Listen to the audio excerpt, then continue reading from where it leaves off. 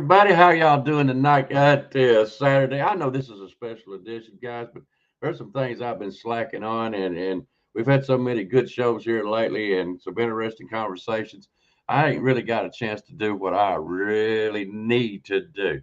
But before we get started tonight, I want to say a special hello to Bobby Sprinkle. It's been a long time since I've seen you on the show, and I wanted to say hi to you, buddy. Good to see you. Spencer, always good to see you, Spencer, on here. He's one of my favorite guys. Stephen Hicks never ever misses a show. Seems like if he misses it, he's something wrong with him. He's sick. Y'all need to check on him. Hi, Miss Natalie. Good seeing you in here again.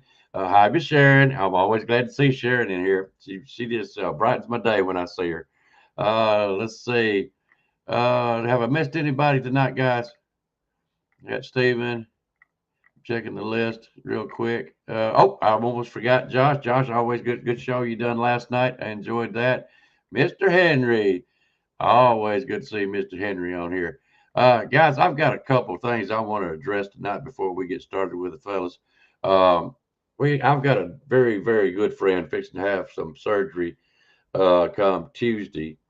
And if you wouldn't mind, keep him in your thoughts and prayers. He's going to try to go to the camp out that we're going to announce here in a little bit.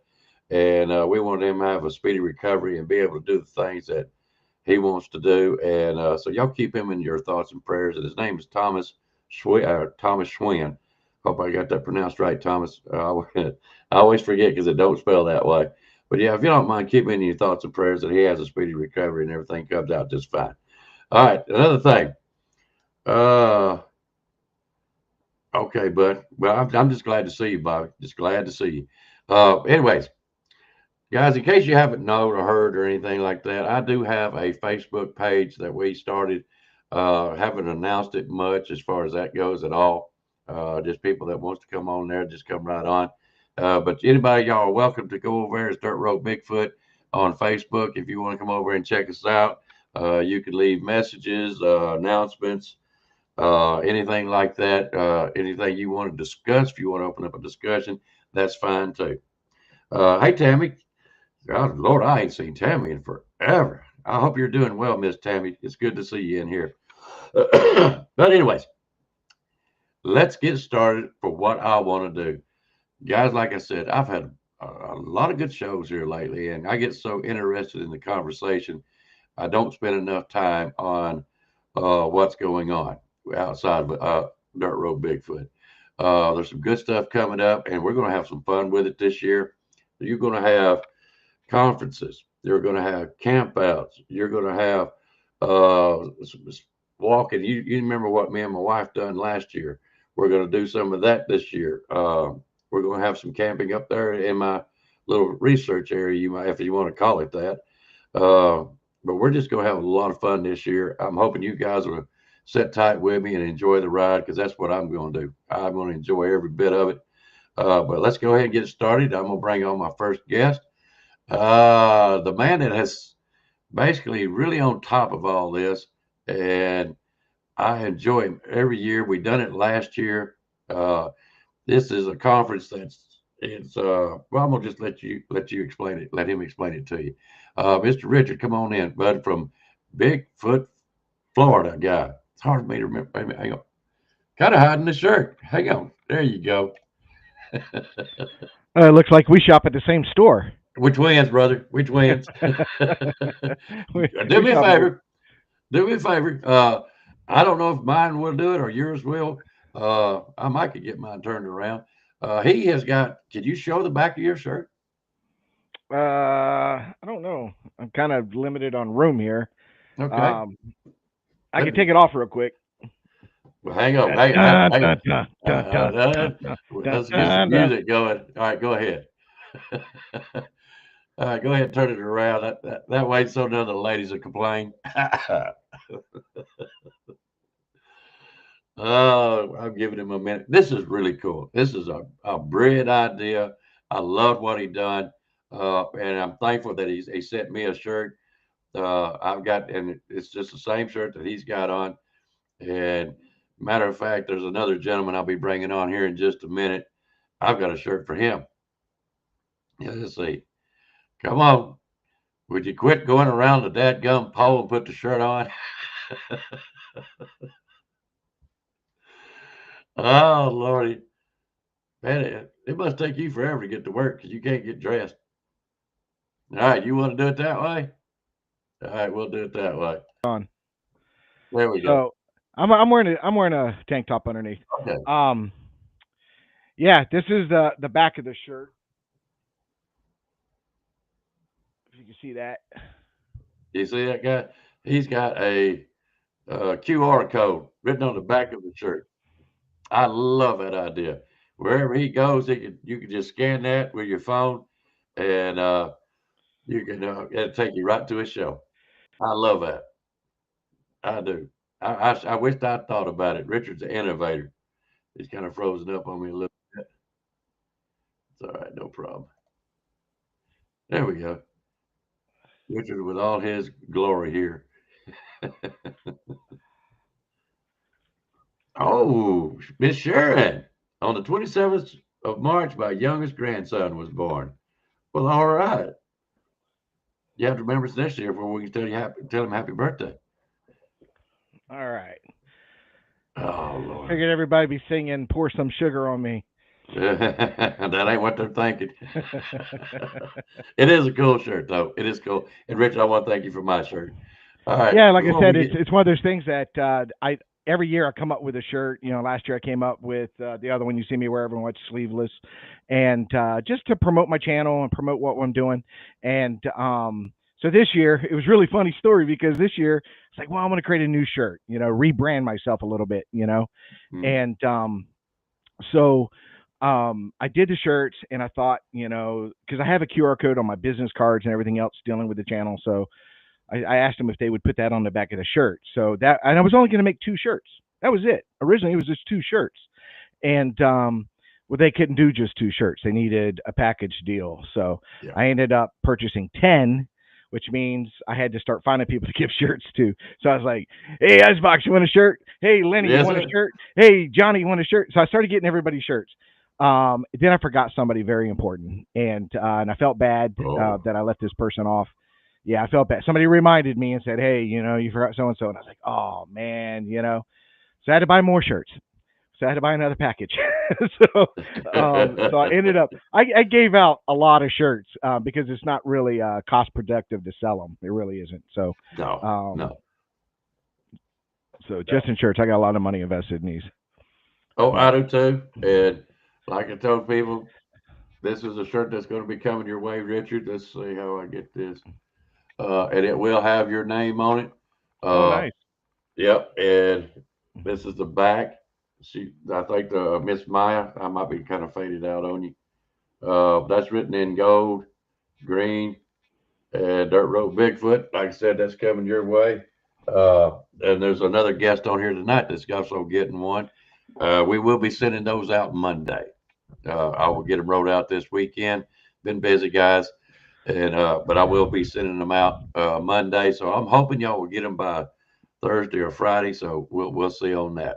All right, let's go ahead and get. I just don't like leaving a guest in the dark room, but let's go ahead and get one of your compadres that's going with you down there. Mr. Flatrock, come on in here, brother. All right, There there he he is. is. Going. How you doing, Me a little Flatrock? beard going. Doing good. I Going see good. that. I'm gonna Yeah. try to grow me one of these days. If I grow mine, it goes First one out out like of this. the It don't broke. ever. Mm. All right. Now let's go ahead and get started a little bit. We do have another guest. He's running a little bit behind. It's all right. I told him we can continue on, and when he gets here, we'll bring him on because I want to ask him some questions. But there's a particular reason that I wanted to get Flat Rock on here.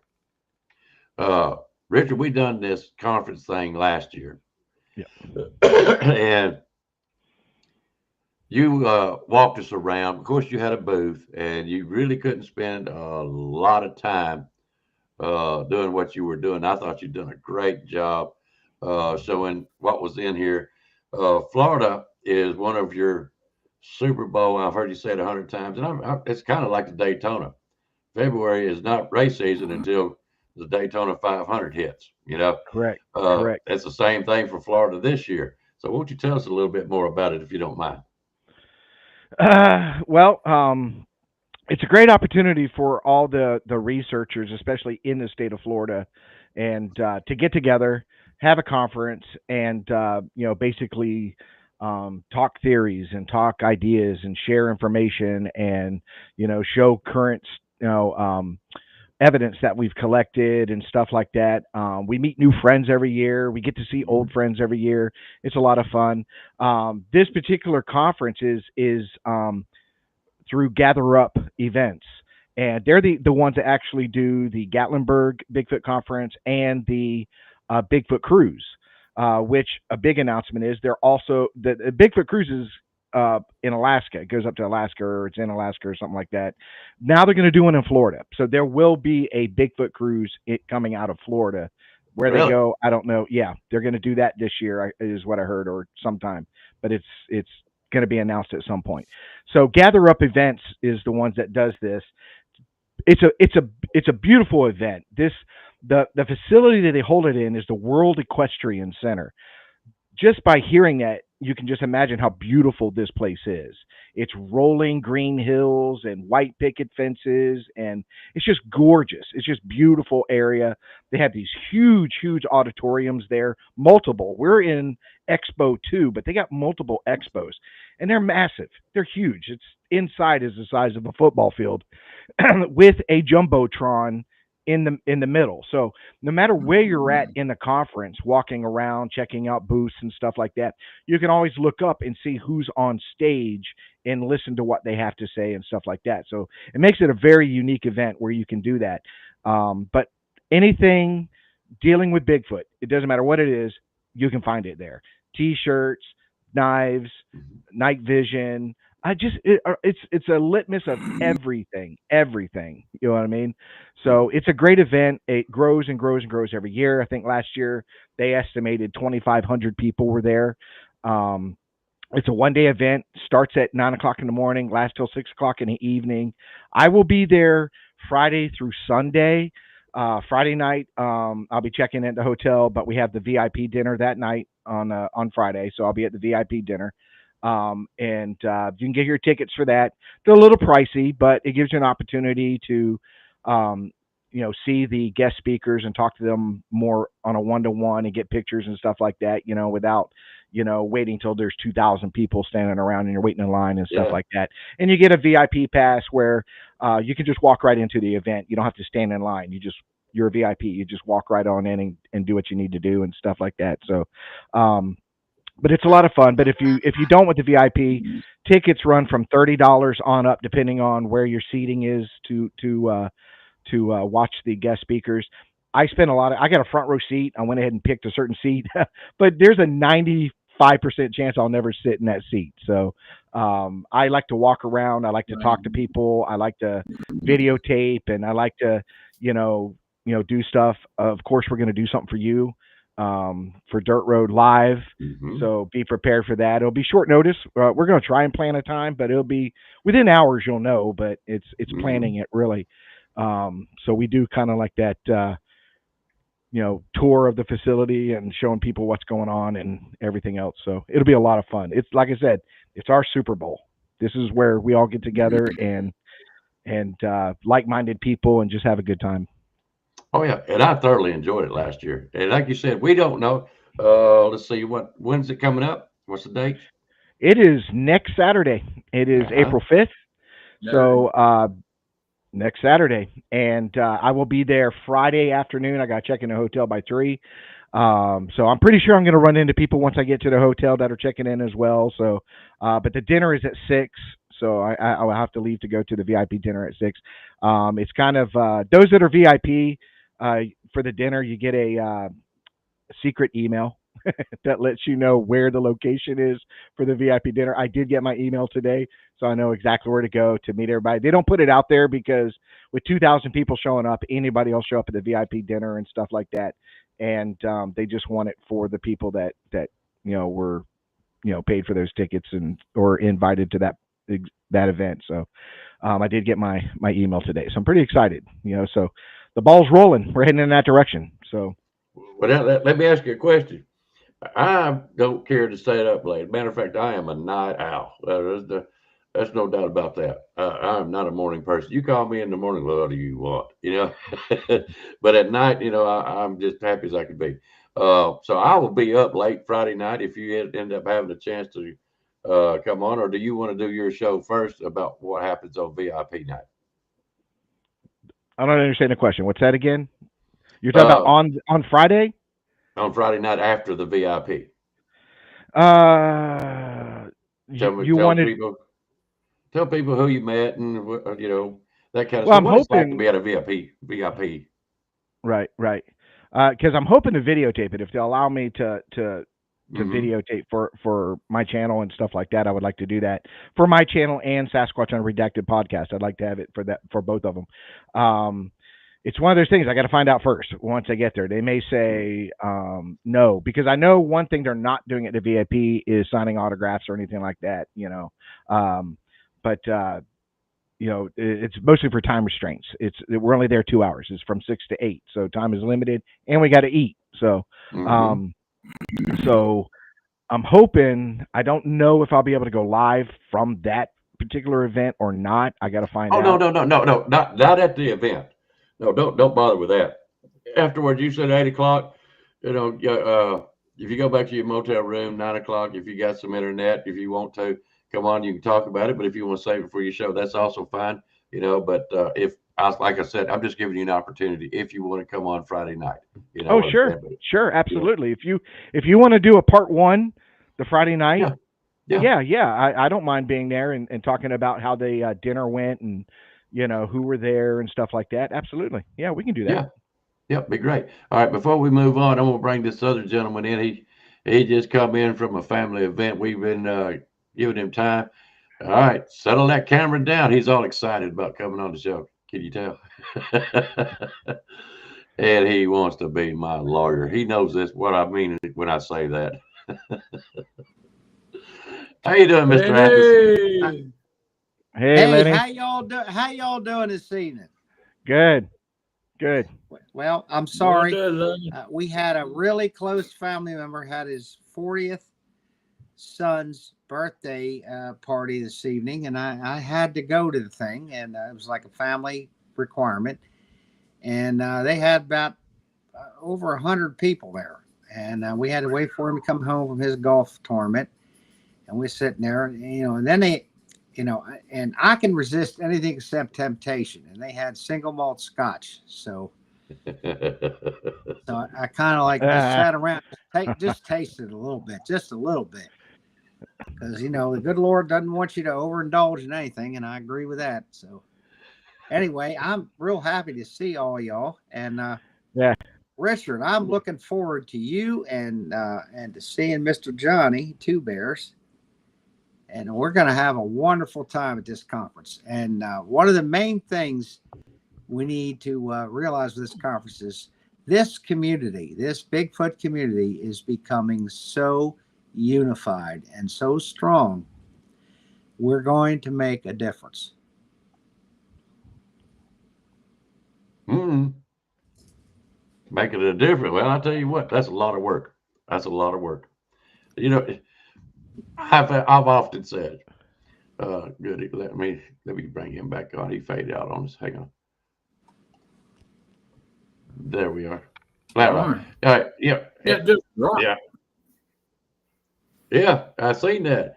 I'll tell you what, Mr. Athens, you was talking about being unified. I find it totally impressive that a film that Flat Rock has got that I've showed on the channel, he showed on his Facebook page and everything, uh, that the response is I don't know if people believe it or not. I know good and well Flat Rock didn't fake nothing as far as that It don't goes, bother me. but it's I ain't such a bothered if people believe it fascinating. or not. Oh, it's fascinating. I go back and watch it every now and then. Show people it. They say this and that. It's kind of like a film that Richard wants to get, one of them 10-second films of a Bigfoot in movement, in motion, and it's just an incredible film to me. I mean, I talked to somebody else that there are other films out there, but people don't want to show them for fear of ridicule. And Flat Yeah. Rock, I applaud you for showing yours. Just to be honest Mhm. with you. All right, so here's what I want to get at. Flat Rock, you've been to Alabama conferences, have you not? Yes. All right. What I wanted to know, and especially what I want to know after the conference, is how does this Florida conference, it's supposed to be a big one, how will it compare to, say, an Alabama one? And what kind of experiences have you had at the Alabama conferences that you look forward to going to the Florida one? Well, the difference is, comparison wise, as a rhino to a gator. I mean, the size difference is just totally different. I mean, you might get 100, 150, 200 people at the most at the East Alabama conference. The other Alabama conference in Anniston, they get a little over 100 people as well, but not as big as the other one. But they're really good. They bring in some really good speakers over there. I mean, I'm not much to listen to speakers. I'm always on the floor, walking around, talking with people, because that's where all your answers are gonna come from, is from people that's on the floor. So that's what I like doing. Just going around talking with people. That's the best thing you can do. Like Richard said, he probably ain't gonna be sitting down. I ain't never sit down in one of them conferences. Oh, he done it last year. I don't know if you got to watch that show. It was a fantastic job that Richard done. And like you said, he had a booth, so he had to go back to it. But this year, he ain't running the booth. He's going to be on that floor all over the place. So what do you expect out of this Florida one? What do you expect out of it, Flat Rock? Well, I've been to 3 of them so far. Always met matter of fact, Florida was the first conference I ever went to. I think it was the second Florida conference. It was still over in Lakeland, I believe it was. And the people I met over there, wow, that's where I first met Stacy Brown Jr. Of course, he just left here a matter of minutes ago. I met a lot of researchers that actually came over here to the house to research. But, I found a lot of answers that day when I went to the Florida conference that we're not the only one dealing with these creatures that's in your yard, and that's what I love doing, going around talking to people, find out if they're going through the same situations that we do here, and they do. Not all, but there's a few up in there that's got them in on their property, and they'll talk about it, and you just take it as what it is and see if it's going to help you out where you're living, and see if it's the same thing. Okay. All right. Let me move on to Lenny for a minute. Yes, sir. Yes, sir. Man, that'll be the first and last time you'll ever hear me call you Lenny. And see, and I get to meet. Actually, I get to I meet like it Lenny. when you call me Lenny. Yeah. I'm No, gonna If I call him anything else, he says, "Call me Lenny." he does me that way, but it's an ongoing battle between me and him. It's Mr. Athos to me. My God, you're making me feel old, son. And you want to be my lawyer. Good grief. You can trust me. I'll fight to your last dollar. Well, that won't be much of a fight, I grant you that. I'm a bleeder. I'm a bleeder. Mr. Athos, have you ever been to a conference before? I have. Last year, I went to the Smoky Mountain Conference because my stepson lives up there, and he lives real near to where they had the conference down in Gatlinburg. He lives in Sevier County. He's been up there for a bunch of years, him and his whole basketball team, kids, and I really enjoyed the conference. It was great. We went there. We discussed a lot of stuff. I mean, I didn't. I just, but I met David Paulides, and he was really a gracious guy. Autographed one of his books I bought for him and or from him, and it was a tremendous experience. So I think these conferences are wonderful. I really do. And this is the first time going to Florida. So the one in Yes, sir. Gatlinburg Yes, is sir. basically run by the same people, are they not? I believe it is. Yes. I mean, I don't know much about how these things are put together, but yeah, it was the same people I bought the ticket from. Hmm. Yeah.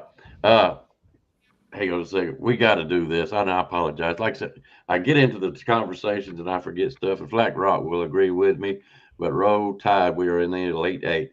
I Roll forgot to say Tide, something. baby. Is that That's right, Waylon? baby. Is Huh? Waylon Toa and hello? If that's Waylon. No, Waylon's not in here. God grants you, I don't see him in here yet. But anyways, while I'm at it, hey, old bear, good to see you, buddy.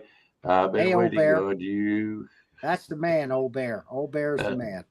I tell you. All right, now what do you expect this time, Mr. Athos, when you go down there?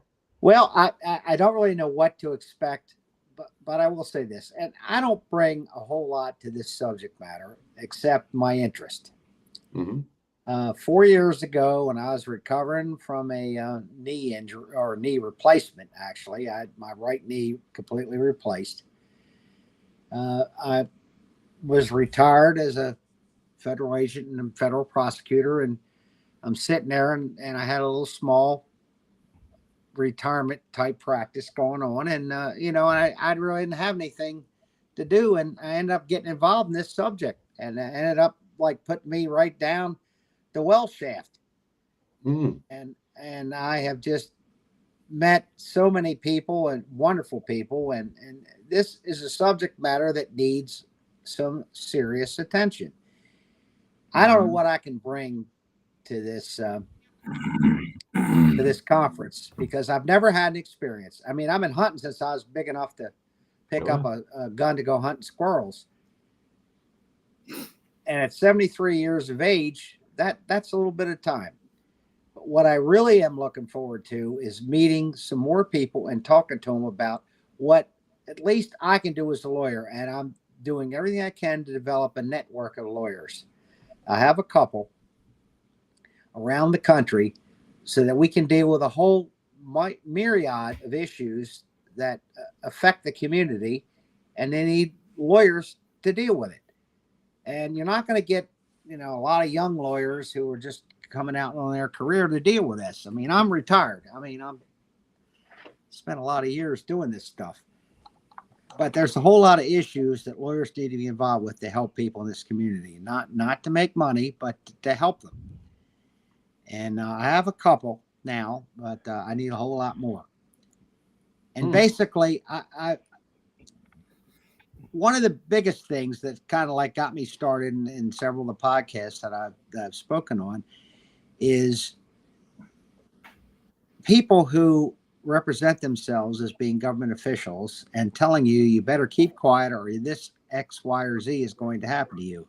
There's only one term for that, and it's called extortion, and that is a crime. If you're a federal agent or a state agent or you're a state officer and you do that, you've committed a crime, in my opinion.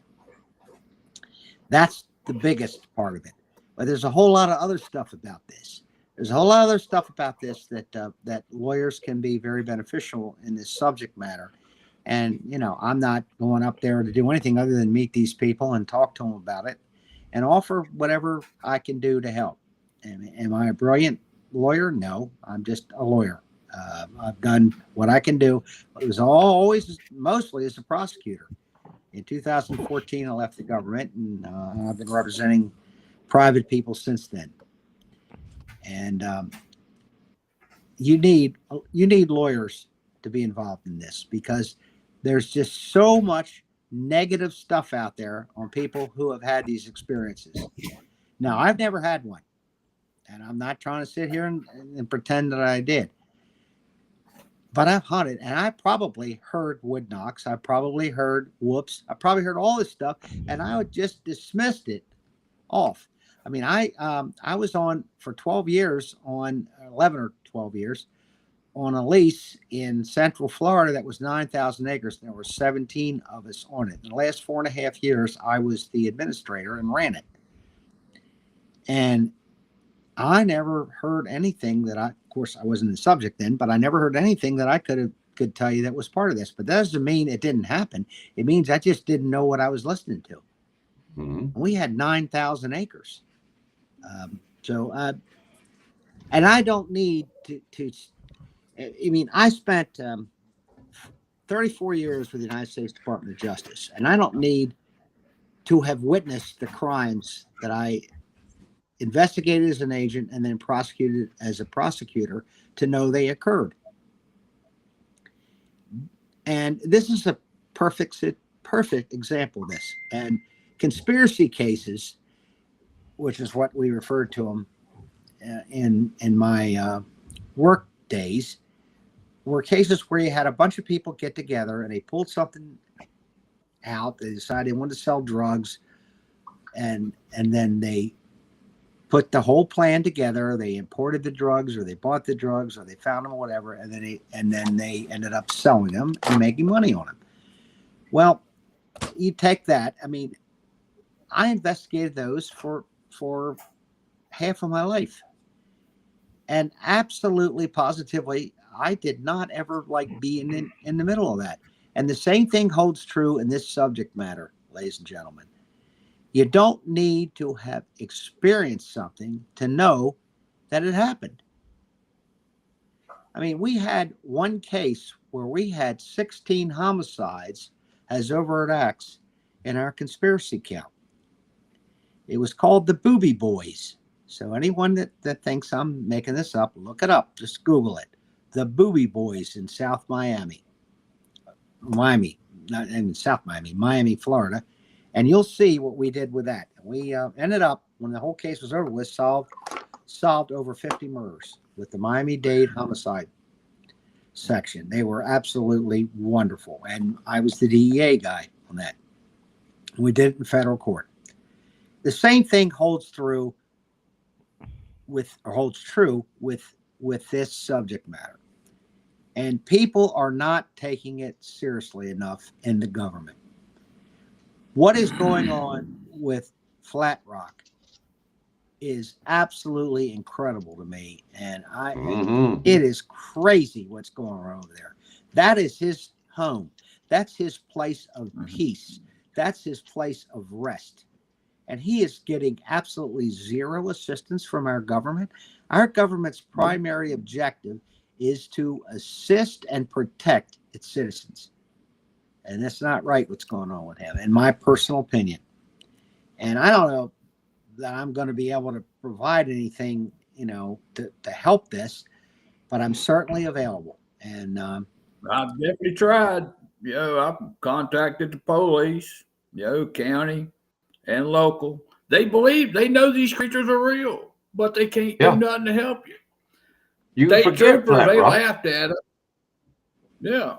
So that's when I brought that game warden over here and showed him showed him the picture right where that thing was standing.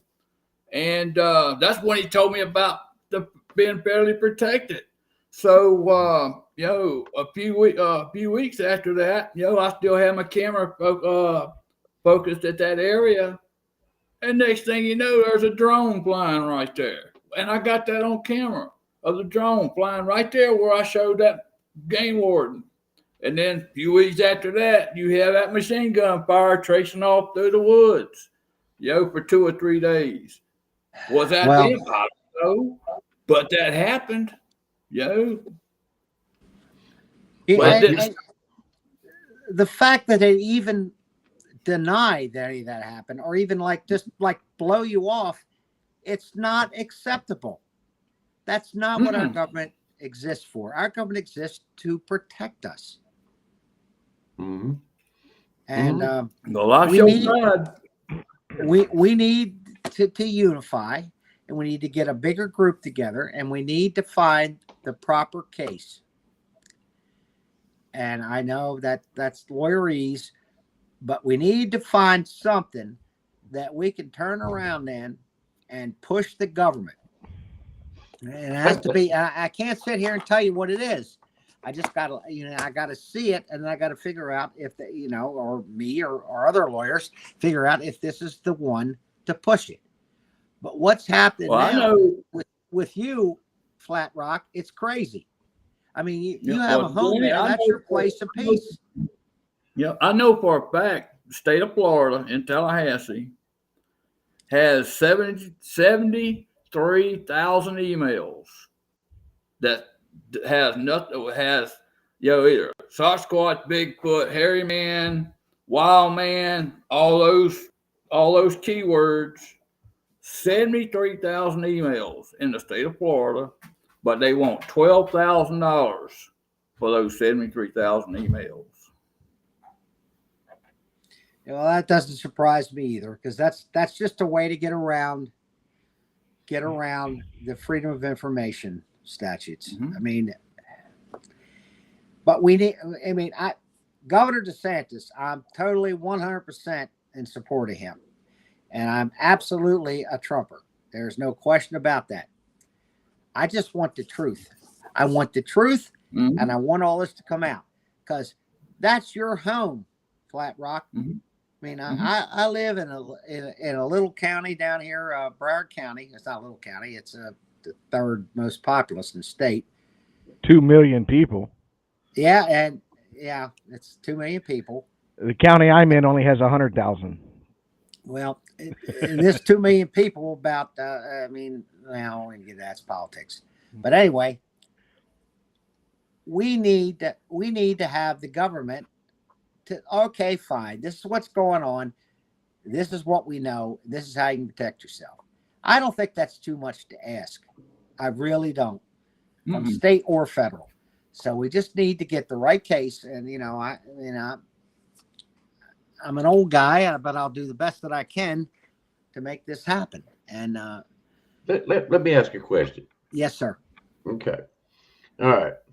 I've got this weird noise on my phone now.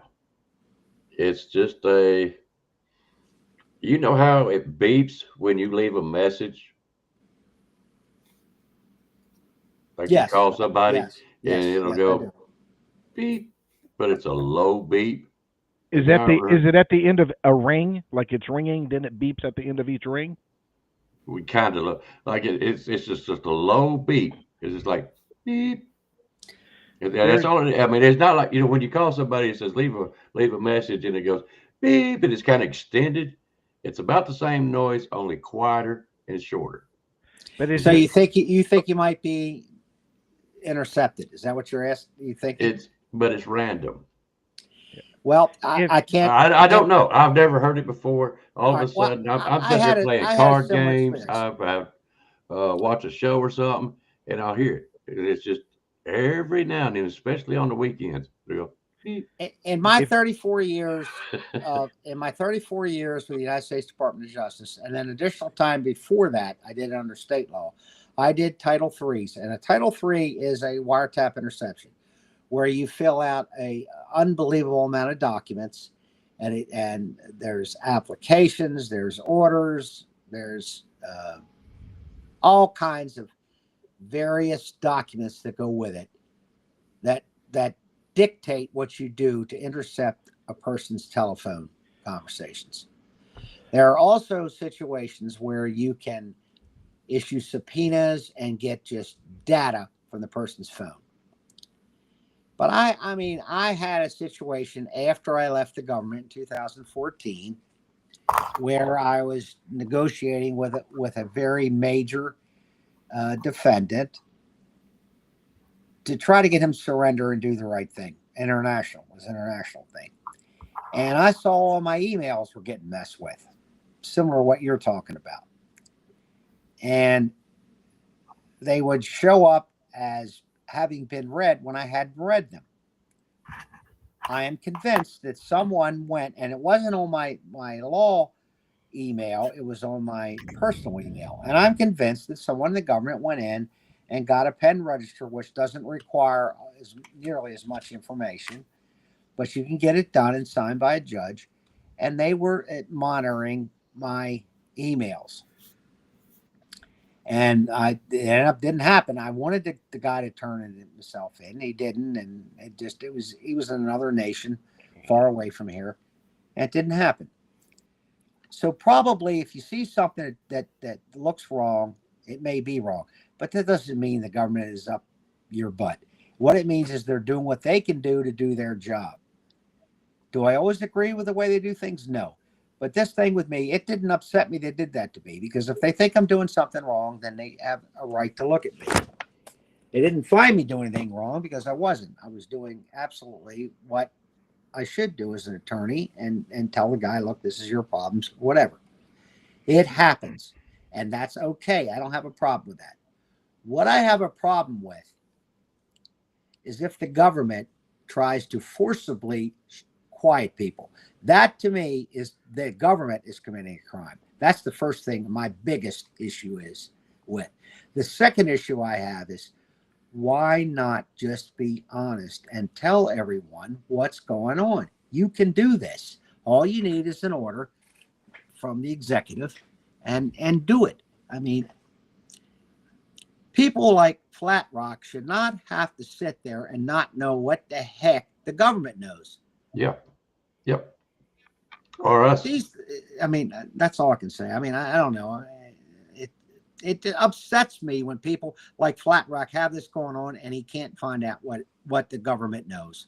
And I think I'm legitimate. I think I'm totally in line with that by saying that. And as an attorney and a 43-year former law enforcement officer, I will fight just as hard as I did on that side, on this side, to make sure it happens.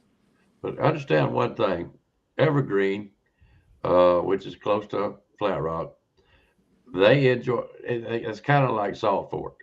They enjoyed I ain't gonna say the notoriety, but they enjoy the Bigfoot conversation and everything it stands behind and represents.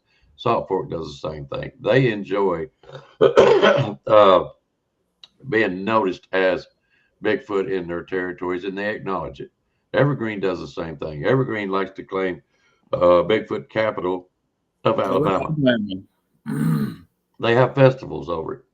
Okay, so anytime you bring up, if it's not tearing up stuff, if it's not being unruly, injuring someone, they're really not going to do anything about it. But don't you think the government has an obligation to tell you what they know, that these things at least exist? Well, yeah, but let me ask you a question. If they acknowledge that they exist, what do you think the general public is going to do? Look at it. They already admitted, okay, we got UFPs, UFOs, whatever you want to call them. Heard anything else about it? No. Nothing major. Nothing has hit. I don't see no aliens in the sky. There's none walking down the street. And I know I'm saying it kind of in a sarcastic way, but I mean, there has been nothing done or said. There has been nothing major evidence-wise, nothing since they announced that. And because it simply could be they're just saying, yeah, we've got some secret stuff up there that y'all don't need to know about. Icebox, you're totally correct. But you know what? They work for us. We don't work for them. And you know what? Our security, the government's primary objective is to make sure that we are safe. Otherwise, why are they there? Mm-hmm. Now, I spent a whole lot of years on the other side, and I believe that. I believe that from the day I started in the 70s until now. And the government, and a lot of the people in the government still believe that. But this thing of just like hiding everything is not right. It's just the sightings of these creatures, the encounters of these things, and situations like that Flat Rock has, which is like totally egregious. These kinds of things, if they're happening, fine, they're happening, but we need to know what we need to know to protect ourselves. All right. Well, let me ask you this. All right, Richard. Does the government know? Do they know how to track it? But you just seen the comment I just put up there. Can they survey them? Can they track them? Do they already know about them? And why aren't they releasing them? While you're talking, I'm going to go. Okay. I'll be right back. I'll answer that question, but I want to backtrack really quick on the whole beep thing that you were saying. Just so people know, with cell phones, if I call Lenny and it's ringing and it'll go, and then you'll hear a beep tone at the end of each ring. Just so y'all know, if anybody's never told you, that means the other person's on the phone. It's letting you know when you hear that beep at the end of a ring, the other person's on the other phone. So if you ever hear that when you call somebody on a cell phone You hear that little bing, just go ahead and hang up because they can see that you called for one, but they're on the other line. Okay, that's just something a lot. I had to learn that, but that's what that is. So if you ever hear that at the end of a ringtone, it's not a big deal. Now, as far as surveillance, this has been a big topic. I've discussed it with a lot of different researchers and other podcast hosts and stuff like that. I believe, and this is just my theory, my belief is I'm pretty sure they know, um, for the most part, where each and every one of these things are. Okay, I think they know the area that they're in and stuff like that. There was a theory, and it was and it made me think, and it was just this other podcaster's theory. It was matter of fact, I'll give him credit for it. It was Miguel Ramirez with Sasquatch Theory. We were sitting there talking, and we kind of put two and two together that, for example, if you're in the woods and you're having electronical issues, that comes up all the time. All my batteries died, or this happened, or whatever. What if there is a Sasquatch near you? He's not doing that to your phones and cameras and stuff like. He's not draining your batteries. He's not distorting your pictures and stuff like that. But what if he's tagged, and the tag itself is causing that interference? The tag itself is creating these issues. See what Richard, I'm saying? what's a tag? Richard, what is a tag? Maybe I'm stupid, but I don't know. Well, let's say they were able to capture these things at some point or another and tag it like you would a bear or a panther or something like that. It could be as easy as maybe something they put under their skin so they don't remove it or something like that. Who knows? Like I said, it's a theory, but it's a decent theory where it's kind of funny how in some occasions certain people show up when there's activity. So I ran into it a few years ago, ran into a very weird situation. I'm not a conspiracy guy. I am not a metaphysical or paranormal guy. Not saying this stuff doesn't exist. It's just not on my plate. Okay. I tried to stick to one subject and that's it. So, but I was out there and weird stuff started happening.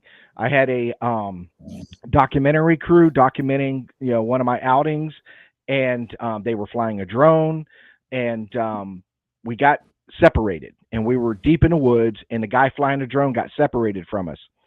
So anyways, I left those guys, said, I'm going to hike out and go find him to bring him to where we're at. Okay.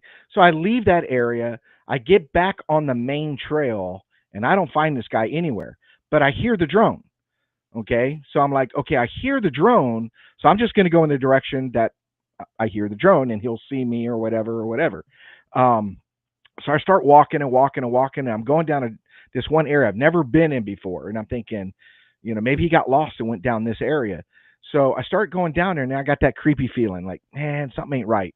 So I turned around and went back to where I was originally, and he's standing right there.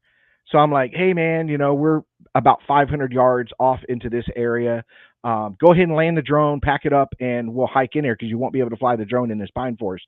He's like, oh, no, I've got it packed up. The batteries are dead. He goes, I ran out of battery life, so. But we could hear this drone flying. The whole time we can hear this drone. And I said, that's not your drone? He goes, no, it's not mine. But yet we could never find the drone. We can never see the drone. So we go back in and we meet up with the other group. There's four of us there.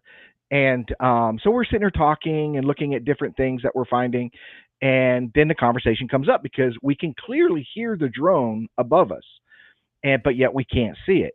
And it's actually, if you go back, this one way back when I started the YouTube channel, there's a video and you hear the conversation that we're having and you can hear the drone in the footage. So we're not lying. This is happening live at that time. And it stayed airborne for, I want to say, at least an hour and a half, maybe longer. And I fly drone in some of my footage. This guy drives phone. You only get about 20, 25 minutes per battery life. And I got 3 batteries. So at best, I can stay in the air for an hour, but I have to keep landing every 20 minutes to change the battery out and fly back and stuff like that. So it's very inconvenient to keep the aircraft in the air for long periods of time. This stayed in the air. We could hear it the whole time. You know what I mean? I get home.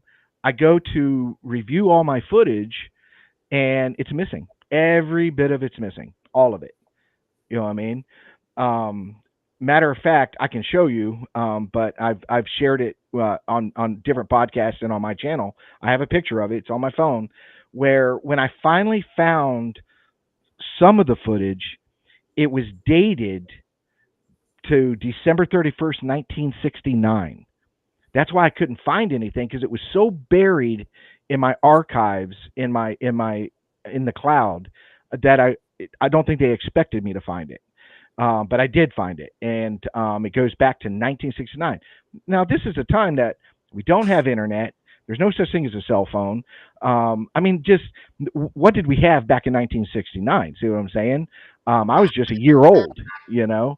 So that was a very, very weird situation where I felt that we were hitting this area really hard.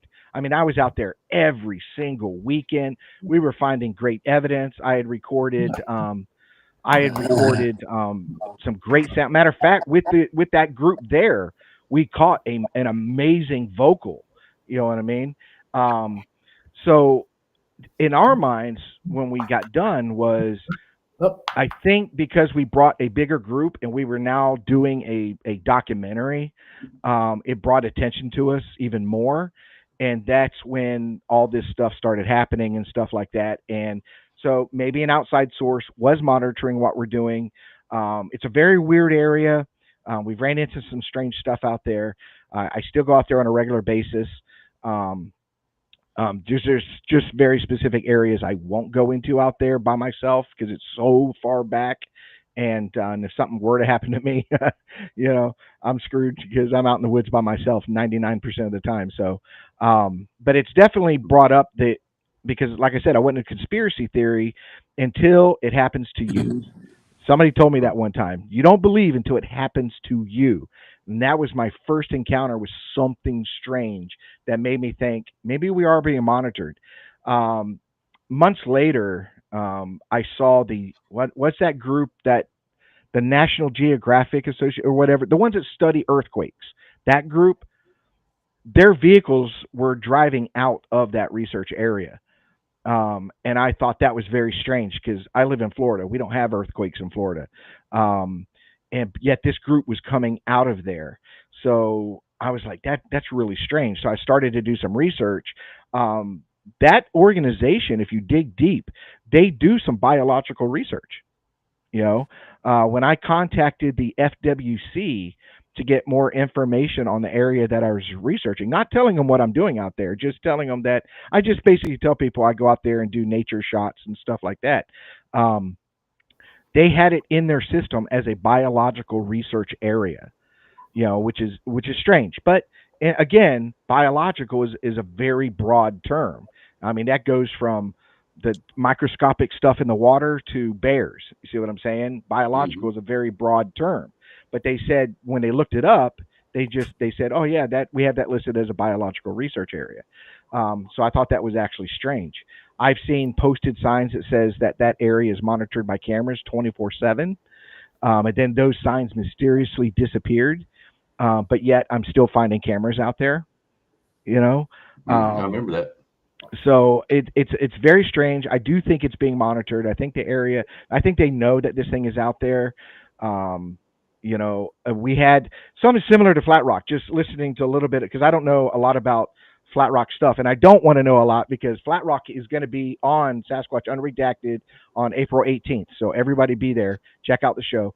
But he's going to be there, and we'll delve deeply into his encounters and his stuff. But on a similar note, I had left audio equipment in that research area for 3 days. Okay. And now, is this the one that you got? What I heard? No, that was different. This is a different time. This is about 2 years ago, and so I left audio equipment out there for 3 days. So I went out there and picked it up. So now I'm sitting here, you know, in my home and listening to 3 days worth of audio. Well, what got me was It's Florida, and it was pouring down rain pretty much the whole time I had my audio equipment out there, which is nerve wracking when you're trying to listen to stuff and you have that static sound of rain, constant rain. Okay. Yeah. So I timestamp everything. So I know what time I started recording. So I can always do the math and tell you about what time of evening that I heard this, and this on there. So this was around 11 o'clock at night on a rainy night, okay, in an area that is posted no hunting, no fishing, no camping, no fires. It's strictly, there's no motorized vehicles. You have to walk around fences. You can't drive in or nothing like that. So it's very restrictive. It's just hiking and biking. That's all you can do. But yet at 11 o'clock at night, all hell breaks loose. I'm prior military. I can tell the difference between a long arm and small arms fire, and it was everything. And it was hundreds of rounds. Okay, it was a lot, and there was a lot of shooting, a lot of stuff going on. I was like, that's crazy, because if I go to Flat Rock or Lenny or you and I say, hey guys, let's go out shooting tonight. Let's go out shooting tonight, and it's pouring down rain. What are you gonna say, dude? Let's pick a better day. You know what I mean? It's 11 o'clock at night. It's pouring down rain. Not a good time to go out shooting. See what I'm saying? And being in the military, and you guys know, and a prior law enforcement career myself, is you got to field dress that weapon right away when you get home, because rust will firearm very quickly. So who wants to do all that? There, no issue with that. There was a lot of rounds, and it was just it went on for an hour. I mean, just a lot of gunfire. So I thought that was very, very strange. Then all of a sudden, I started going back out there the following week and a week after. No signs. And actually felt guilty a moment there where it said connect. Yeah, you're kind of in and out. I'm gonna wait for your picture to catch up. You're frozen up a little bit. Yeah. Yeah. Well, let me explain something a little bit while it's catching up. This little beat that I hear, I'm playing a card game offline. Okay. I mean, I don't care to show it to you. I mean, it's nothing but what we call it, solitaire. It's just one of them little games that everybody can play for free. Let's see if I get it back far enough, or if I get it closer. I don't know. But that's all it is. I could be playing that game, and sometime during that game, especially on the weekend, I'll hear beep. And I'm like, well, what's this about? You know, I've never heard it before, and it's been doing it probably the last two, maybe 3 weeks. So I don't know. It's done it once when I was in a phone conversation. I don't know what that is. Just to be clear about what I'm hearing. It's nothing like I'm calling somebody and I hear a beep. No, it's not that. I'm just kind of clarifying a little bit. Let's see if Richard's back up speed. You back up to speed, bud? Nope. Richard. He ain't up yet. Okay. Can I say something real quick? Absolutely. You know. Yeah, go ahead. All right. What these two men are talking about, I can't say this is 100% the fact, are they watching, okay? We had an encounter here one day. This was back in 2019. And my brother ended up calling Expedition Bigfoot, the museum over in Cherry Log, Georgia. Oh, yeah. He's from Florida, too, that fella who runs that. And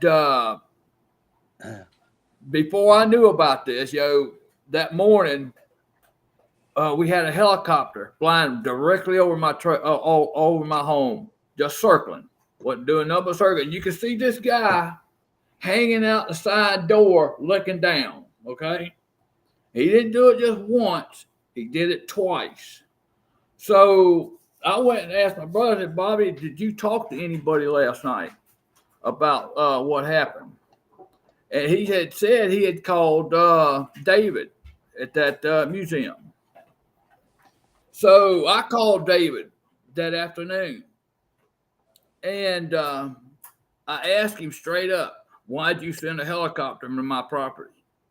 And I was cursing at him because this helicopter was real low. This dude had, like I said, had his head sticking out the side door, looking straight down and just circling, just tight circles around my house. And so he swore up and down he didn't, and it sounded believable. So I went up there to the museum to confront him, to make sure he was being honest with me. And he was being 100% honest with me. But the thing is, What happened? Who intercepted that damn call, or was it about that call that made that helicopter circle my house that morning? That, can I say that's a conspiracy? No, but it happened. And we had that encounter the day before. My brother called him, and next thing you know, we got a helicopter coming over our house. And I asked David, I said, "David, do you think that they're listening over your phone?" And he says they pretty much well could be listening over his phone. People contact him, and he said it wasn't the first time he's heard that. He said that to my face. He said that ain't the first time he's heard about that. I know we've talked about it before. I'm not going to delve off in it. In too much because I really want people to come watch you on Richard and Sasquatch Unredacted. By the way, while we're talking about that, Richard has his show, and I want him to announce what he's got, and I want him to promote Sasquatch Unredacted. And Johnny couldn't be here tonight, so I want him to talk about that tonight. But I do have a special guest that's going to be coming on here shortly, and I want to kick off. Like I said, this is a Bigfoot season to me. Things are getting warmer. Guys are going to get out. You got the conferences coming up. Before I let Richard loose, I'm going to tell people we've got a Campout, and I don't mean to change the subject, Tony Flat Rock. I really don't. But I want to make sure I get this in. We've got a Campout coming up in Salt Fork. Folks, if you want to go, it's going to be April 24th, I think, through the 27th, something like that. If you want to go, it is invitation only. All you got to do is send in a request. Can I come? They'll answer you. If you want to, you can email Old Bear's Den of Bigfoot. I think it's at .gmail.com, if I'm correct, or at gmail.com. If you want to, Josh Ansley with, what is the name of it? Ohio, something like that. Anyways, but you can find Josh on there. I'm sure if he's still in here, he can put it in. But you can send in a request from them.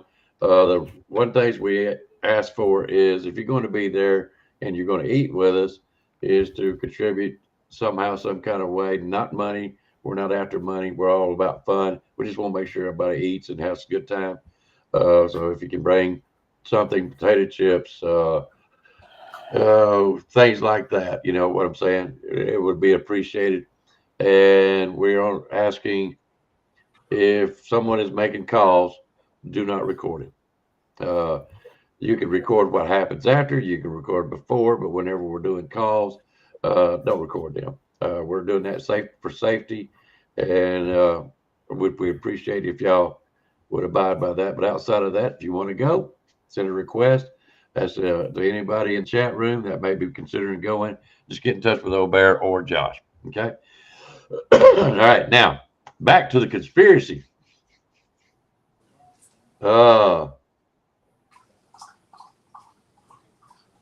They may have, but I don't know that I'm being bugged. It's just curious when Leonard come up with that stuff about things being together and all this kind of stuff. You know, when I see somebody go, "Hey, you need to stop your stuff," my next phone call is like, "Hey, Mr. Athos, here's what's going on. What can you do with this?" And I hope you do, because that is not permissible. Yeah. You can't extort people. You can't say you got to keep your mouth quiet because of this, you can't say this because of that. That is not, absolutely never in any analysis of the situation is that acceptable. And that is what I've heard from so many different people, in this community. It makes me nuts when I hear it. I mean, you just can't do stuff like that. Mhm. But I mean, the government can do a lot of stuff. They can. I mean, there's no question about it. But we always used to say this amongst ourselves in my career: is the government can swallow an elephant and they'll gag on a gnat. Yeah, I've heard it too. And Uh, that just what it means is that they do a lot of things well and they do a lot of things bad. I mean, they're not perfect. Don't anybody ever think they are. all right, I'm gonna do something. I promised you guys, okay, and we can get back on this subject here in just a little bit if you want to. Just hang on tight. But I asked this gentleman to come on uh, to kick off the Bigfoot season properly, okay, and I think y'all are going to enjoy this. And without hesitation, I want him to come on. He's going to give us an update about what's going on around him, and I think y'all really going to enjoy this. Hey, Henry. Hello. Henry, Flat Rock, Mr. Athos, Richard. Is that Mr. Henry. Henry from New Hampshire? Yes. It is. Yep. Oh man, this is an absolute pleasure, sir, to see you. Yeah, we've bumped each other in the chat a few times. Yeah. Yes, sir, we have. Yes, sir, we have, and it's a pleasure to see you in live. Thank you. I do agree with talking to everybody that you can to get the information that you need. I bumped into Flat Rock a while back, and we texted each other for hours. I was picking his brain. He was talking and letting the information flow. I enjoyed that. Did the same thing with Greg House. He was another big factor of why I'm not killing him right now. Yeah, I measured. I broke up my rangefinder because I thought it was 60 yards, and it's not. It was 46 yards. Okay. All right. Before you get, all right, hang on, Henry. I got to stop him right there. If you don't know Henry, if you haven't seen Henry's show on the channel, he has got activity, and he had a strange one, one that was tan and had black circle around his eyes, and seen another one down the road. Anyways, we done a show about it. Y'all go back, and it says, "Oh Henry." It was a very good show. Henry was great, but I kind of wanted to give you a little bit of backdrop on Henry.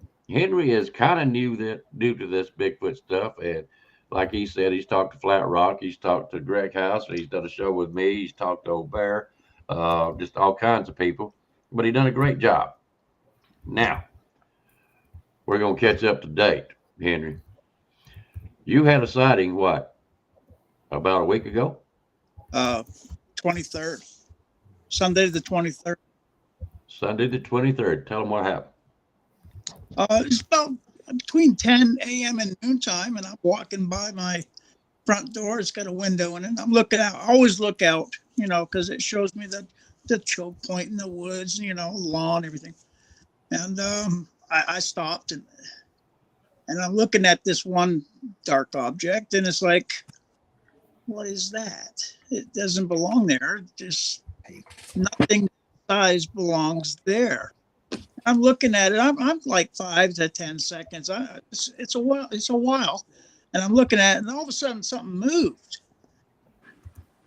I don't know, a head about that big, maybe. And it pulled away from the bigger one. And it's like, and I look a little bit closer, and I see its butt, its leg, and it's like this Bigfoot sitting right there, holding a baby. The baby, she's big, maybe 6 months, human child, maybe a year. It just all dark brown because I couldn't see the bone size of its arms and all that. They were both dark brown, And I saw the head pull away from the big one, and it's like, oh, that's a mother. That's a baby right there. And I tell you what, I scrambled for my camera, the binos, I was grabbing. Well, I took my eyes off of it and I got back to the door. She must have seen me bolt and it freaked her out or something. And she got up and moved. She didn't have to go far because where she was at, it was like maybe 20 yards to the thicker pine. So she just stepped out of sight for a minute.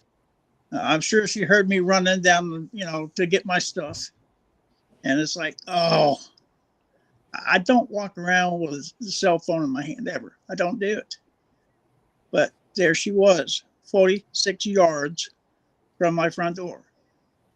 In a little sunny spot, she's just sitting on the ground, kind of looking that way or lengthwise of my home, but not straight at me. It's like she was looking out of the corner of her eye, watching me. Now, she was watching further in the woods. I'm sure something was hunting over there. There was another one over there in the woods somewhere. I just couldn't see it, but that's what it was doing. So I was like, wow. Yeah, that was special. So Now- we now, got a Henry- baby. Yeah, you don't hear much of a female and a baby being spotted together, and that's why it was such interesting sighting. Richard, can you hear? Can you hear me? Can you hear me? Yeah, you look like a circle, but yeah, I can hear you. Oh, really? Because I see myself on there. I don't know why y'all can't see me. Oh, That's I lost weird. Henry. Yeah, I don't know what Is he- happened there. It showed I had full signal, and but it said I lost connection to Restream. So I'm on my cell phone, so I don't know why you guys can't see me, but I can see No, we can myself. see you. It's Mr. Athens who we can't see. Okay. Yeah, So, but what was your gonna question? say, I was going to just suggest, hey, if you ever need a guest, if Henry would agree, there's a good show. He would make you a fantastic one. But yeah, Flat Rock, you ever seen a female? I couldn't tell you. Could not tell Juvenile? you. Yeah. I think You ever seen a juvenile. juvenile? Have I seen breast on one? No. Now I've seen one with children. I've seen one with children right there with her. Could that have been a female? I'm sure it was. Yeah. Okay. Well, what do you think about that, Richard? And Well, what I'm saying is about the about Henry seeing a female and a baby this time of year. well, I think it's rare, but as far as time of year goes, I don't think that's a shocker. We're in that season right now where all animals are coming out now, and you're starting to see babies, baby deer, baby rabbits, baby bear.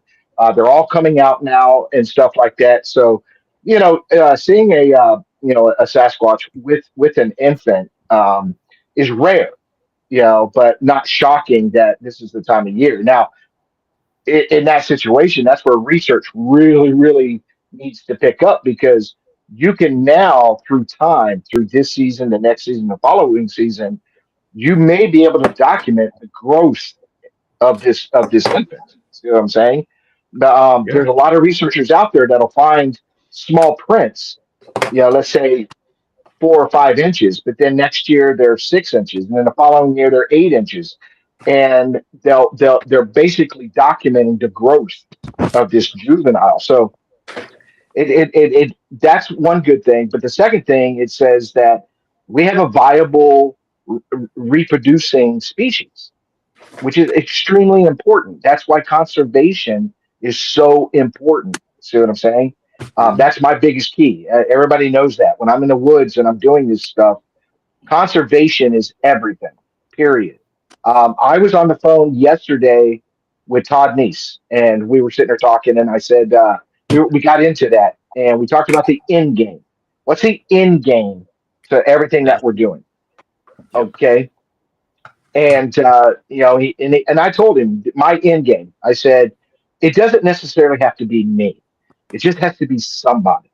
And once we get that solid, you cannot dispute this evidence, and finally, whatever powers that be have to come out and say, okay, yes, this thing exists. We've known about it, but it hasn't been a danger because they're always going to say that. Don't worry, Hmm. Um, my key thing now is we go from documenting to now conservation. We need to get into conserving the areas that these things are in. And that's where I'll probably end up focusing my attention is conservation. There's no need for me to do what I'm doing anymore. Once it comes out and says this thing exists, it's now conservation. And I'll find myself fishing a lot more than I used to. So Yeah. Yeah. um, yeah, so and Todd Neese agreed right off the bat. He's like, that's what he wanted to hear was it's got to be about conservation. And if he's got a baby and a mother, and means there's a father, there's probably other young. See what I'm saying? Um, because those brings up the questions. What is the gestation period of a Sasquatch? And do they, how do they give birth? And what's the process and stuff like that? There's so many unanswered questions about this species that's why I throw red flags when anybody uses the word expert. I'm an expert. Well, there's way too many questions out there that have not been answered, which will only be answered with close observation and documentation of the species. So anybody that says that, okay, you've had sightings or you've had encounters or you've got evidence, that's one thing, but it doesn't make you an expert. There's a ton of unanswered questions. But having an infant, that means that area really, really needs to be um, definitely delved in deeper, and conservation needs to be priority. Um, it'd be nice if Henry was able to document it and have photos or a video because dude, they're breeding, they're having juveniles, so that's very, very important to this species with all of us. You know what I mean? um, Hmm. I would definitely focus on that property wherever that is, Henry.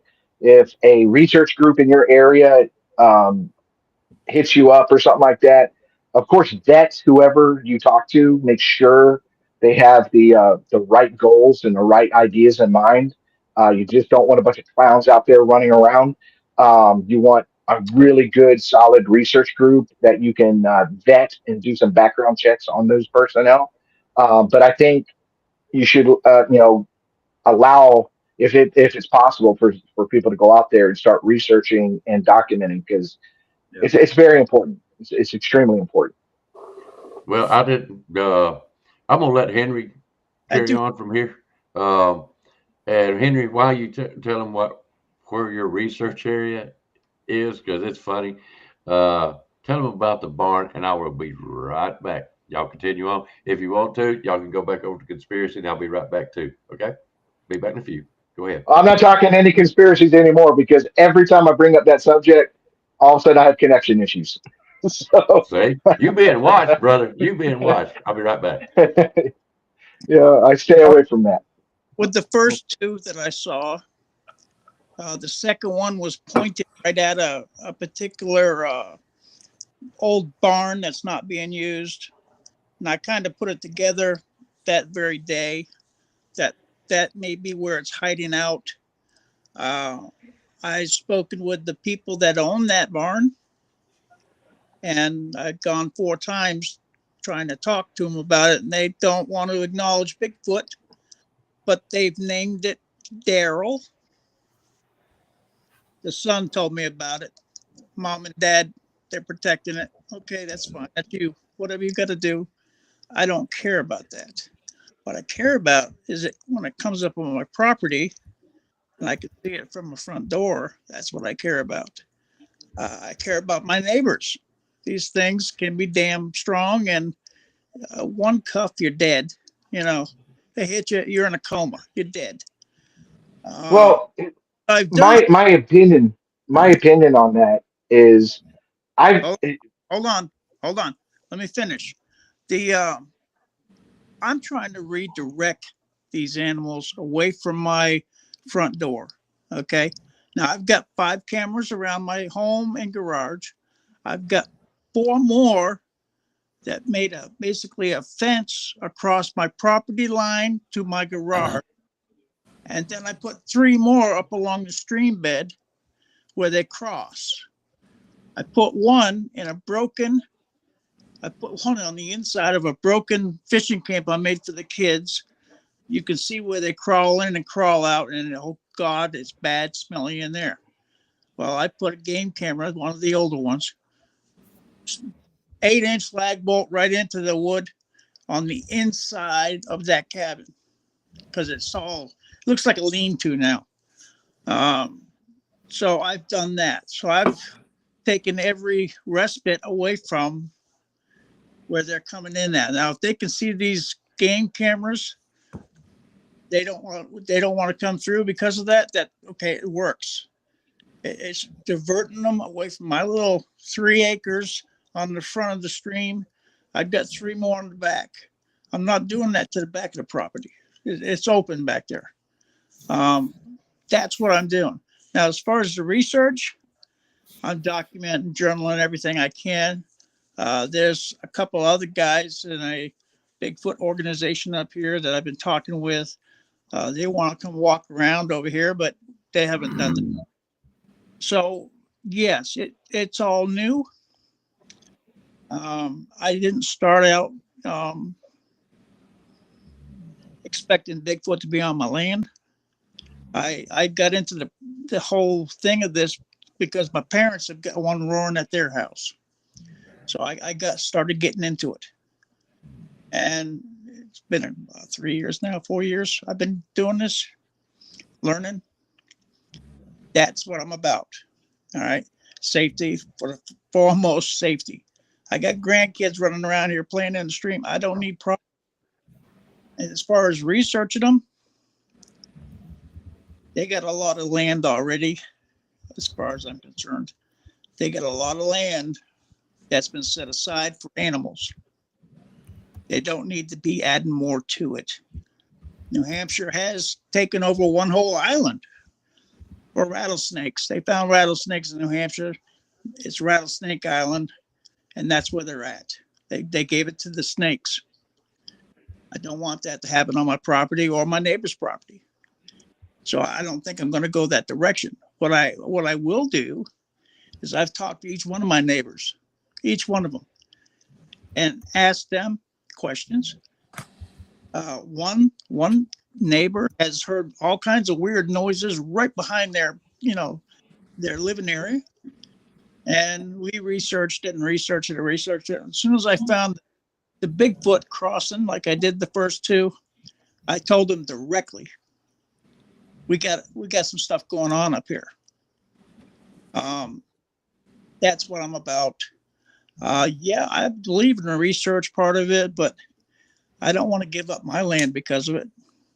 You're kind of in line with Mr. Athos about these things need to be exposed. That is what I'm trying to get at. I believe, Mr. Athos, is that right?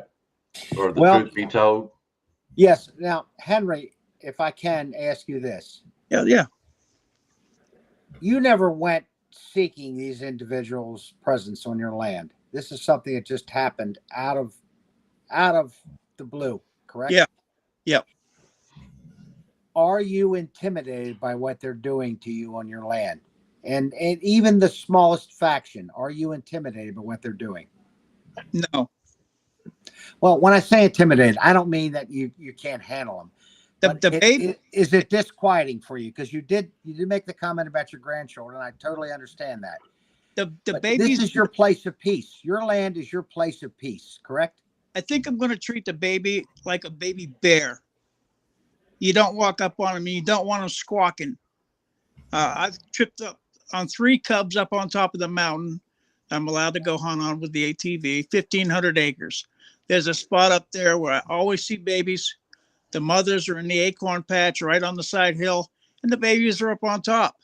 When I bump into them, I have to make myself look big and pray they don't start screaming, and I get my ass out of there. Let me jump, Henry. With this baby, and I want to bring a good point here, Henry. You know bears. You know what they look like. You know how they act and react and all that kind of stuff. And the reason I bring up this point is because he knows when he's seeing a bear. And how many times and stories have we all heard? Well, it was probably a bear. Oh, that's all you hear. said It was a bear. here's a good example of somebody that would know whether it's a bear or something else, and we're going to assume, and I call it a Bigfoot, so he would know. You know what I'm saying? Oh, Henry, I'm sorry. I just wanted to bring up that point that you would know the difference. It's just, I think that's how we have to treat the little one here now that they're here. And When you say the little one, you're talking about the little Bigfoot. yeah, it's small. But the whole point that I was trying to make, like, and this is what has happened with the way our governments, state and federal, have treated this subject matter. We were talking about your influence about these beings on your property or whatever. And it's like this automatic thing. Well, let's just try to make it as innocent as possible. What I'm reading, and maybe I'm wrong, and please tell me if I am, is that these Bigfoot creatures being on your property is not something you find comfortable, because you do worry about the fact of their capabilities, which is totally reasonable. Am I correct with that? Yes. And that is my issue with all this as an attorney, is these beings are not just existing in some kind of a vacuum. They're just not. It's impossible, especially when you have all these reports that we've all seen where they have been visited or have been observed on a military base. If anyone thinks that the United States military would say, well, there's just some kind of bipedal critter walking around and that's okay, forget about it. They would immediately investigate that. There would be so much paper on that. And I know that from my time in the government. And they would investigate it and find out if it's a threat, it's not a threat, or what it is, or who it is, or whatever. And then we get nothing out of the federal government on this subject matter. And to me, it's wrong, because the downside of that is what you're dealing with right now and what Mr. Flatrock is dealing with right now. Go ahead, Flat Rock. Well, let me make a point. Okay. Richard. Go ahead, Richard. I've been doing this for a long time. Okay. And I get a lot of reports. I read a lot of reports. I do a lot of research, and 99% of encounters are not aggressive at all. That's right. But that's only the ones you know about. What about the people who disappear? We don't know about those, do we? The government does on parks, but we don't, do we?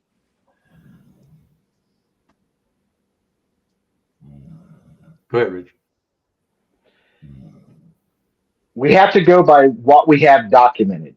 And if we have 10,000 documents of eyewitness accounts, that's what we have to go by. David Pilates and all that, I've met the man.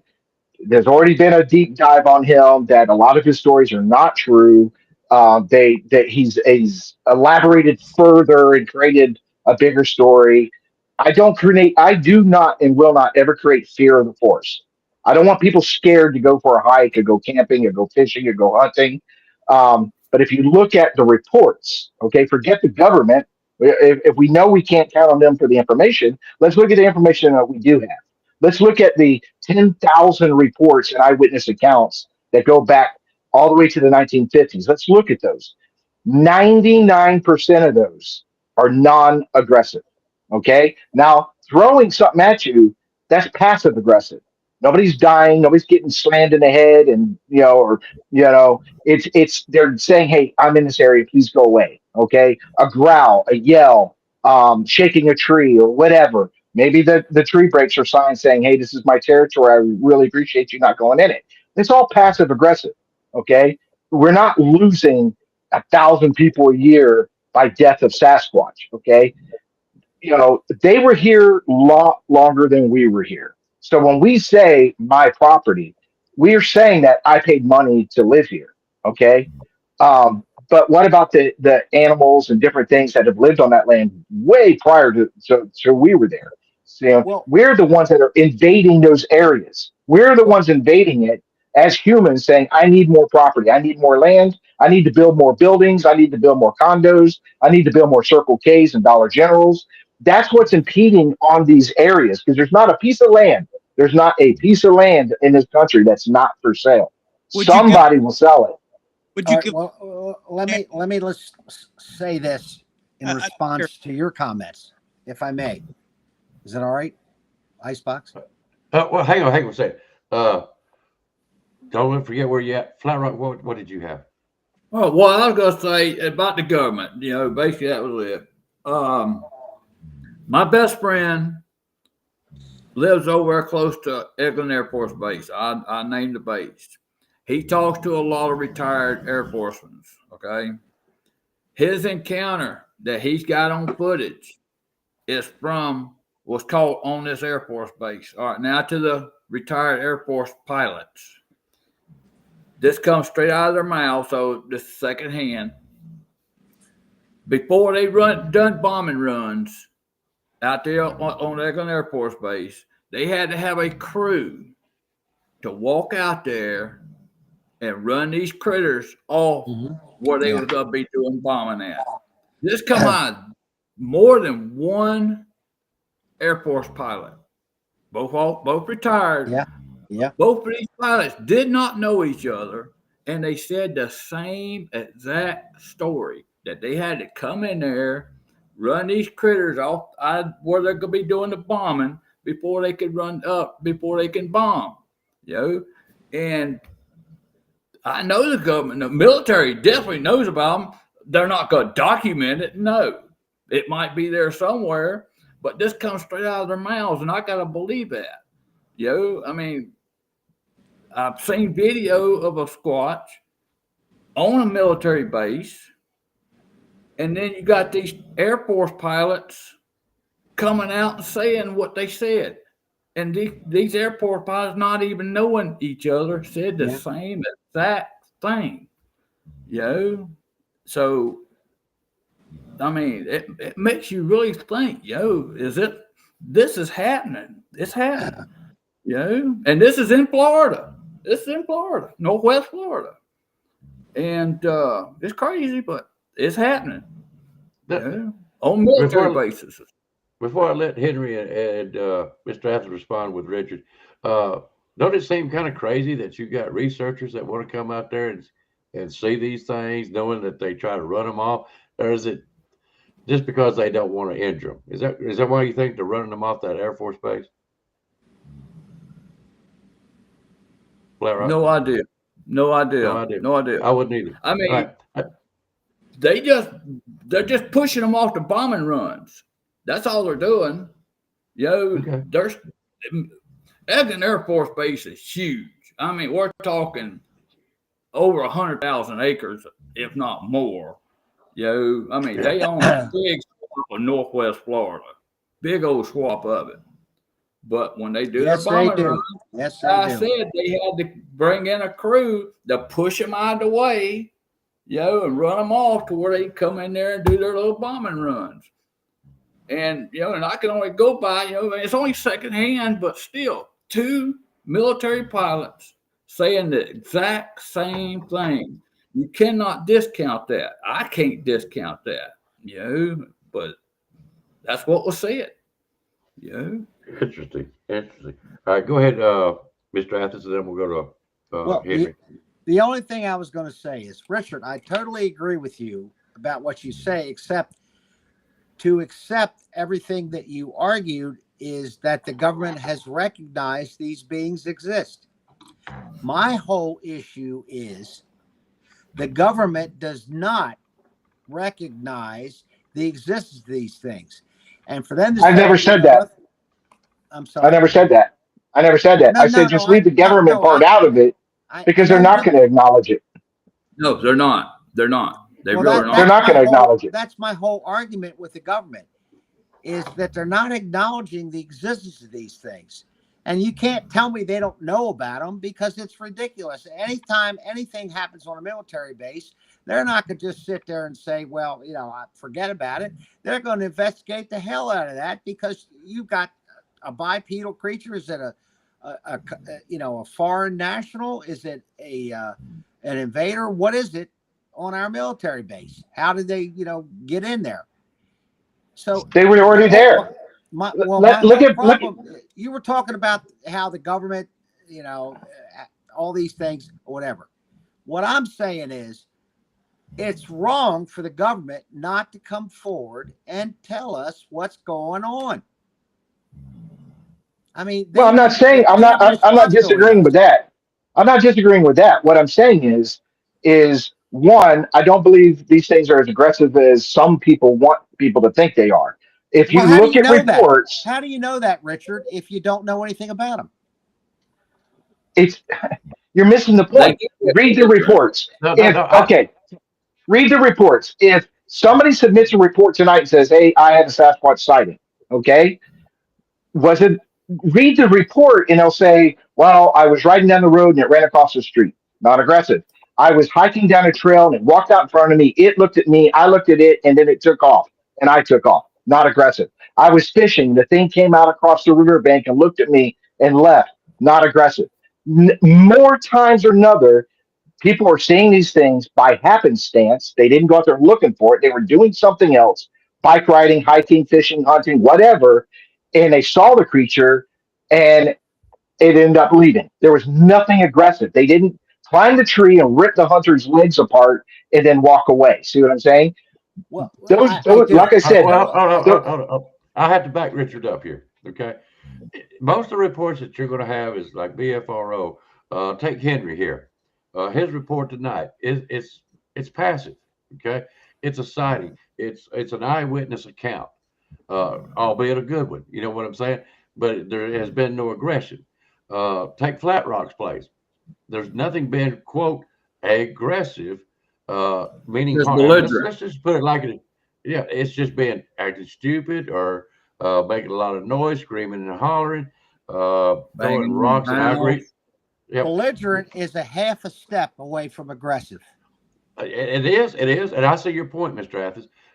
But let's take Henry. Okay, his concern basically is okay. I've seen these creatures. I've heard them. They've scared my folks. Uh, but there's no harm has happened. Let's put it that way. No physical harm has happened in Flat Rock situation or Henry situation. Mine, there was no harm done. Uh, it is more like Richard says that it's going to be peaceful, scare the crap out of you, sure, but there has been uh, nobody's going to report. And I'm going to have to say this in Mr. Athens' defense. If there is some kind of harm that's done, first thing they're going to pass it off as is a bear. Okay. That's why I made the point of Henry a while ago making a distinction between bears and Bigfoot. Okay. That's why I've done that. If it's got some kind of harm, it's going to be brushed under the rug. We're not going to hear about it unless we get a, shall I say, out of the horse's mouth. You're not going to read it anywhere. You're not going to read a newspaper. You're not going to see it on the news.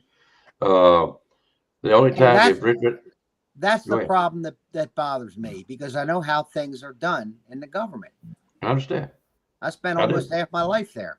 Well, And why do you think Henry is so concerned? You know, he's heard the stories. and have any of y'all listened to Fred Roll from Alaska? I haven't. I'm sure some others have. Subarctic Alaska Sasquatch, or if I don't know if I got it right or not. Mm-hmm. If you listen to him and you listen to the encounter that he and his uncle and his cousin had when they were going up on a real innocent little trip up to get some berry picking bears. They were going to shoot one of them. They're Native Americans. They're wonderful people. They're the soul of this country, I'm going to tell you right now.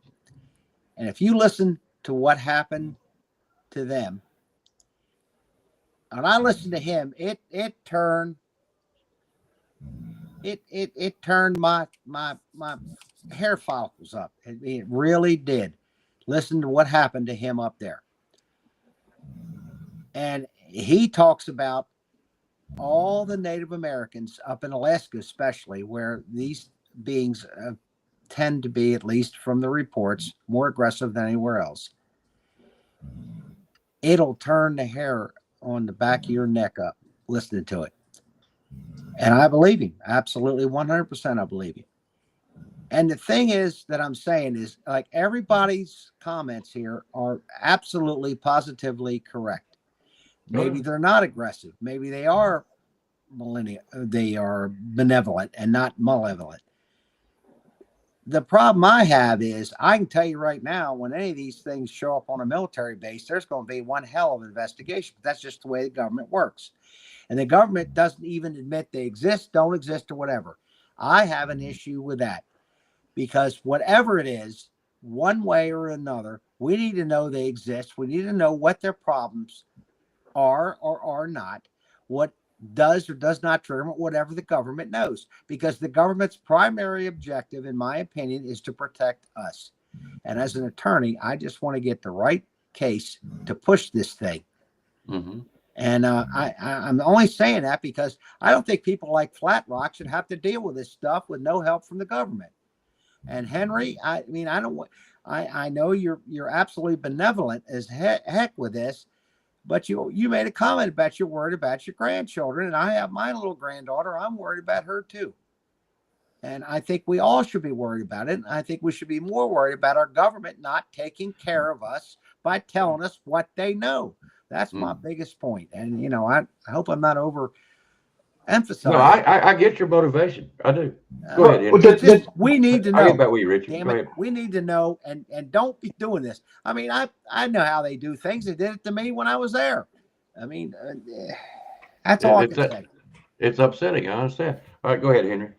All right. The biggest reason why I'm sharing the baby and the mother, it didn't scare me. It just kind of confused me of what is that? Now that I identified that there is a baby there, I liken it to bear cubs and moms.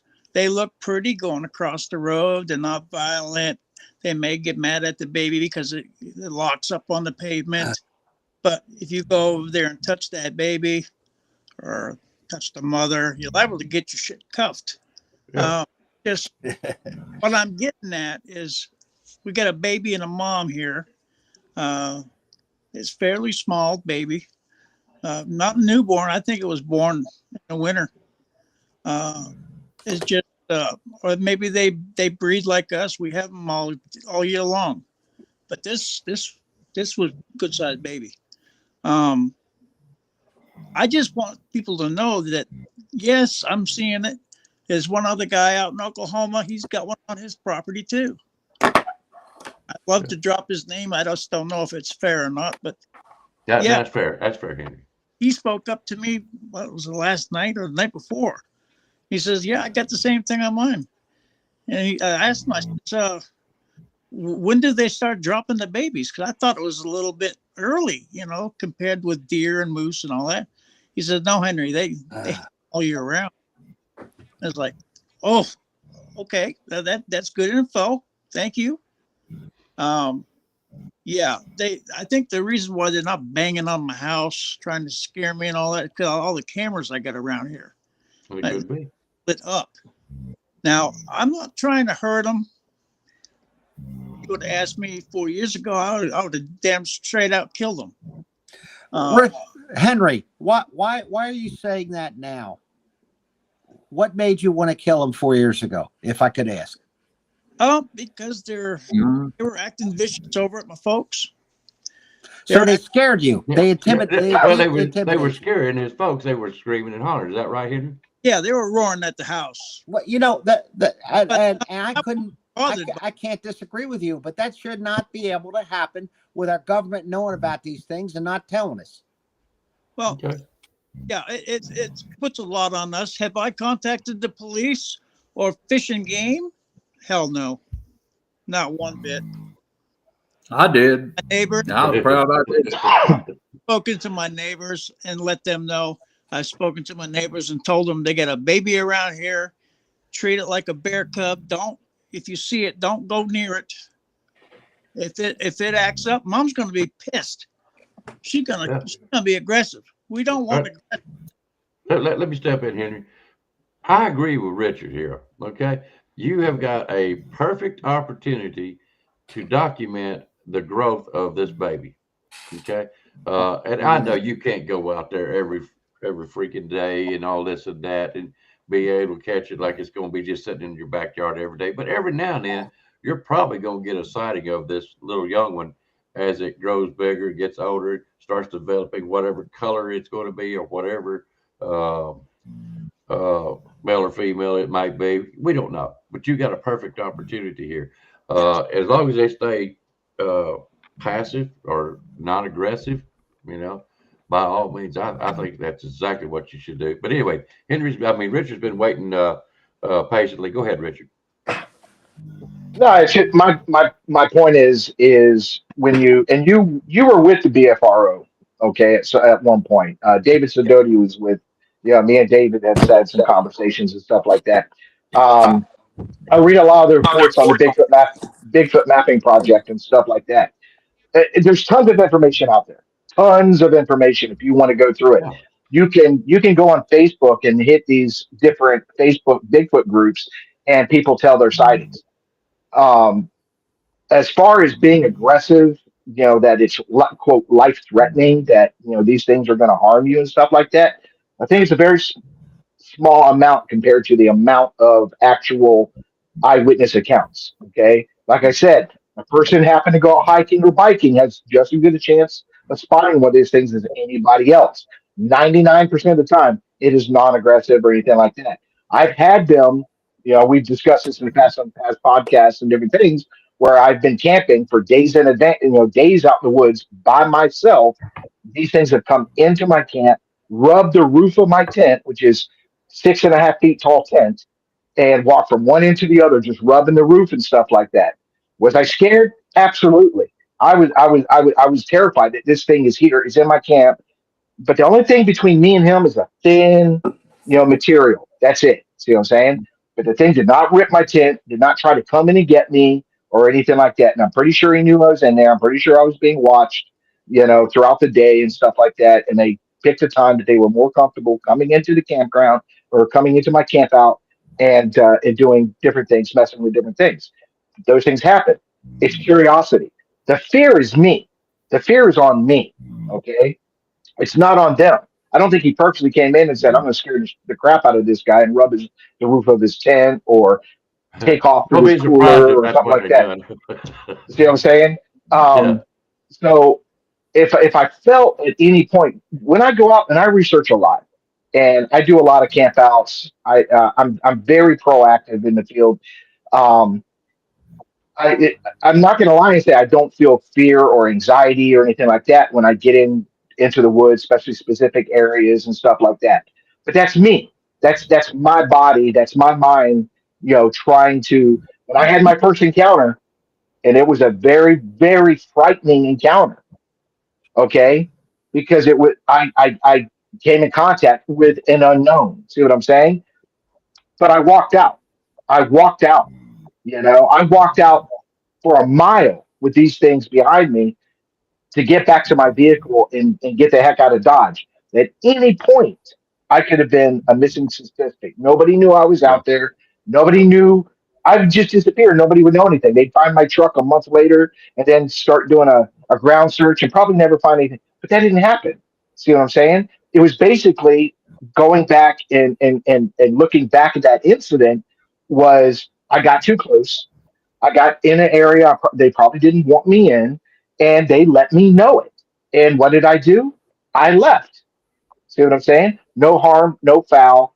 I was not attacked or hurt, but are they capable? Yes. A bear's capable, a panther's capable. They're all capable of doing harm. I tell people that all the time, especially in Florida. We have a ton of critters out here that want to Yeah. do you harm.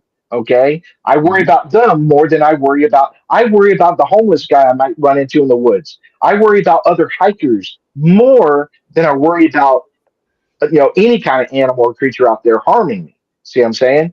People are messed up in the head. But I'm not gonna promote eradicating the species that I don't need the government to prove to me that they exist or not. Yeah. Everybody's That's right. saying that I don't need the government to prove nothing to me. Okay, you have non-believers, believers, and knowers. Okay, pick a category. All right, I'm a knower. I don't need to prove it to anybody. The only thing I bring to the table is awareness. I let people aware that look, these things are there. They're out there. You've heard my show. I promote people going into the woods. Take your camera out there. Take your phone out there. Enjoy nature. Camp, fish, hunt, hike, but document if something happens. People aren't dying on a regular basis, and two, if somebody No. does disappear, somebody does die, you have to bridge that gap and say this is what did it. See what I'm saying? You have to prove that gap. A prime example is there's this huge area that a lot of researchers like to go to. It was mentioned last night on our show, this area called Dupree. Huge area. They average 5 sightings a month with FWC in that area. FWC actually receives 5 calls a month on Bigfoot sightings in that area. It's 90,000 acres. See what I'm saying? Yeah. A few years ago, I don't know the exact date, 2 hunters came up missing, dead. They were presumed dead after a while.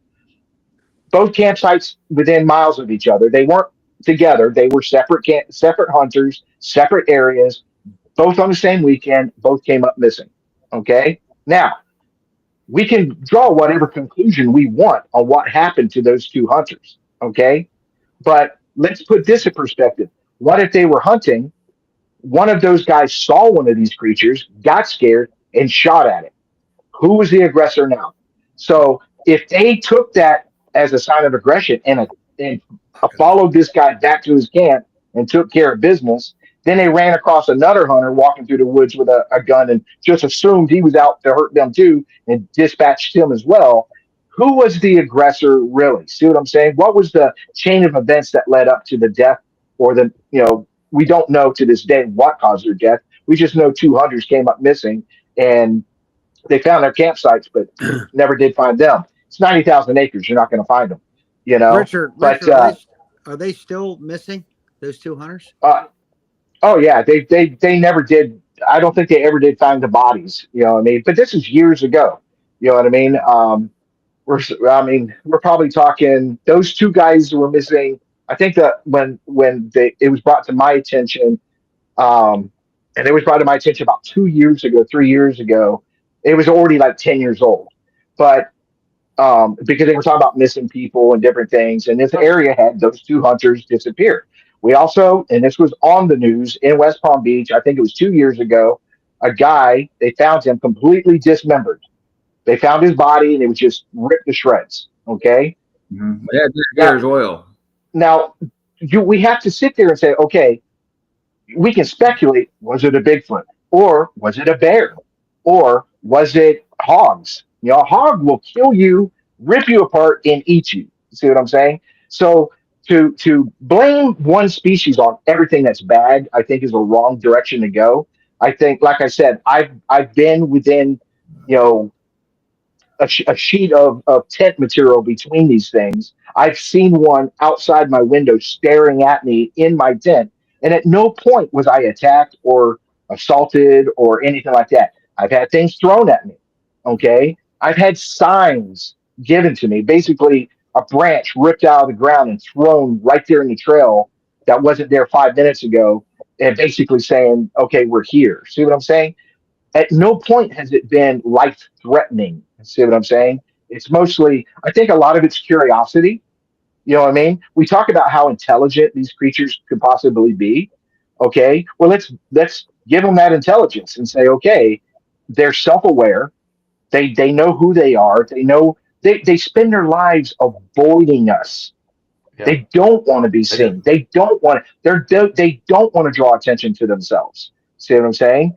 So I'm big on what happens. What's what that? happens when they do show themselves? What happens when they do show themselves, though? Yeah, and I think when they continually come out, because see what this one that the main reason we went asking for help. We had this big brown one. Didn't mind if he didn't care who seen his ass out here in his yard. He followed my mom up and down this yard. That's the reason we had to contact somebody and beg for help. because we wasn't getting no help. There was no help, And nuts. Until I seen that game warden right down over here at the bridge, and I brought him onto the property and showed him what this creature was doing. He was the one sitting there banging on our houses, screaming out our windows, following my mom around. She's an 80-year-old woman, done had 2 strokes, and we can't have that. I mean, we come into this not knowing nothing. We didn't even believe they existed. That's how we come into this. And your first thought is you got something that's 8-9 foot tall out here, shoulders out here like this right here. Never seen anything like this. We're looking at stuff that don't supposed to exist right here in our yard. And he's doing all this stuff. Amen, Flat Rock. Amen. That's gonna make a person who's not involved with the Bigfoot subject, their first words, hey, this thing, he's aggressive. He's being aggressive toward us. I mean, now I've come down to belligerent, but back then, things like that was aggressive to people who don't know about this thing. And I think that's the biggest difference between people who know about this critter, go out to the woods to try to interact with them, and those who don't know absolutely jack about these creatures like we didn't. I mean, it's got to where, we record every night. Every night's recorded. I got my iPad right here. My camera's in the back room with a parabolic hooked up to it so I can hear what goes on outside every night. And I mean, are they aggressive now? No. Do they growl at us still? Yeah, they still growl, but we don't take it like we used to. You know what I'm saying? Like when we first started hearing the growls, you run away from growls. Now I stand there on the porch and I'll listen to them growl. So back then, that's where I think that's where more the where people bring in aggressiveness. It's those that are people who ain't never been involved around these creatures and never even believe they existed, to the people who believe they existed and actually experienced these creatures. I think there's a place in the middle where both can come together, and because that's how I had to learn. I had to learn everything from nothing, and I still don't know nothing. But still. So here's the $1 million question. Okay, if you consider it aggressive, I consider it passive aggressive. Like, hey, I'm here. Mm-hmm. I live here too. But should they be eradicated? Because now they're on the property. They're there. Should they be eradicated? That's the point I'm trying to make. Nobody is talking, Richard. Nobody is saying they should be eradicated. When they come out here with machine gun fire, when they come out here and we believe they killed them, going through the woods. And call that big brown one ain't never showed back up since 2 or 3 days of shooting out here. And did we know that was going to happen? No. We wasn't even wanting that to happen. I mean, in our minds, we wanted to kill them, and we did. We didn't think they was going to be bringing a group of people out here, possibly to run them down. I can't say 100% sure because I didn't see it. All I know is they had machine gun fire tracing off through the woods. About 6 weeks after I brought that game warden here on this property. Let me did we say something out of the way to cause it? It's possibility. But that's really all I could say about it. We thought they were being aggressive about what they were doing. Banging on our houses, screaming at us, growling at us. Walking along side by side with my mom. When she goes out, she still today won't come outside at dark. When it gets dark, she won't come out. That's how bad this creature affected my mom. Yep. I still won't go in the woods by myself. And I've always been in the woods. Well, ask yourself this. Ask That's the yourself only this: point that I was There, trying to make. before you saw them, or before your mother saw them, okay, and now she's fears she doesn't want to go out at night. How long were they there before you saw them? they was here before we moved here. We're the There first you people go. to actually live on this property. But what But They you were difference here didn't, does that first. make? What Right? difference but does you that make, Richard? because you didn't have fear when they didn't show themselves, but now you have fear because they showed themselves. Wait, hold up, But See hold what I'm up. what is saying? the Let me ask you a difference? We question. just Let me ask you a That's a question. Hold difference up. without a distinction. Time out. Time out. We just didn't believe they existed. All right. Yeah, Let me we let me actually ask thought you, it was Flat Rock. people Let me ask banging you, in the Flat house and Rock, all at first. Richard, and Henry. Okay. And the only reason I'm leaving Hathis out on this one is because he hasn't had a sighting or an experience. Okay. No, I haven't. Either one of you, of you guys, including myself. Okay.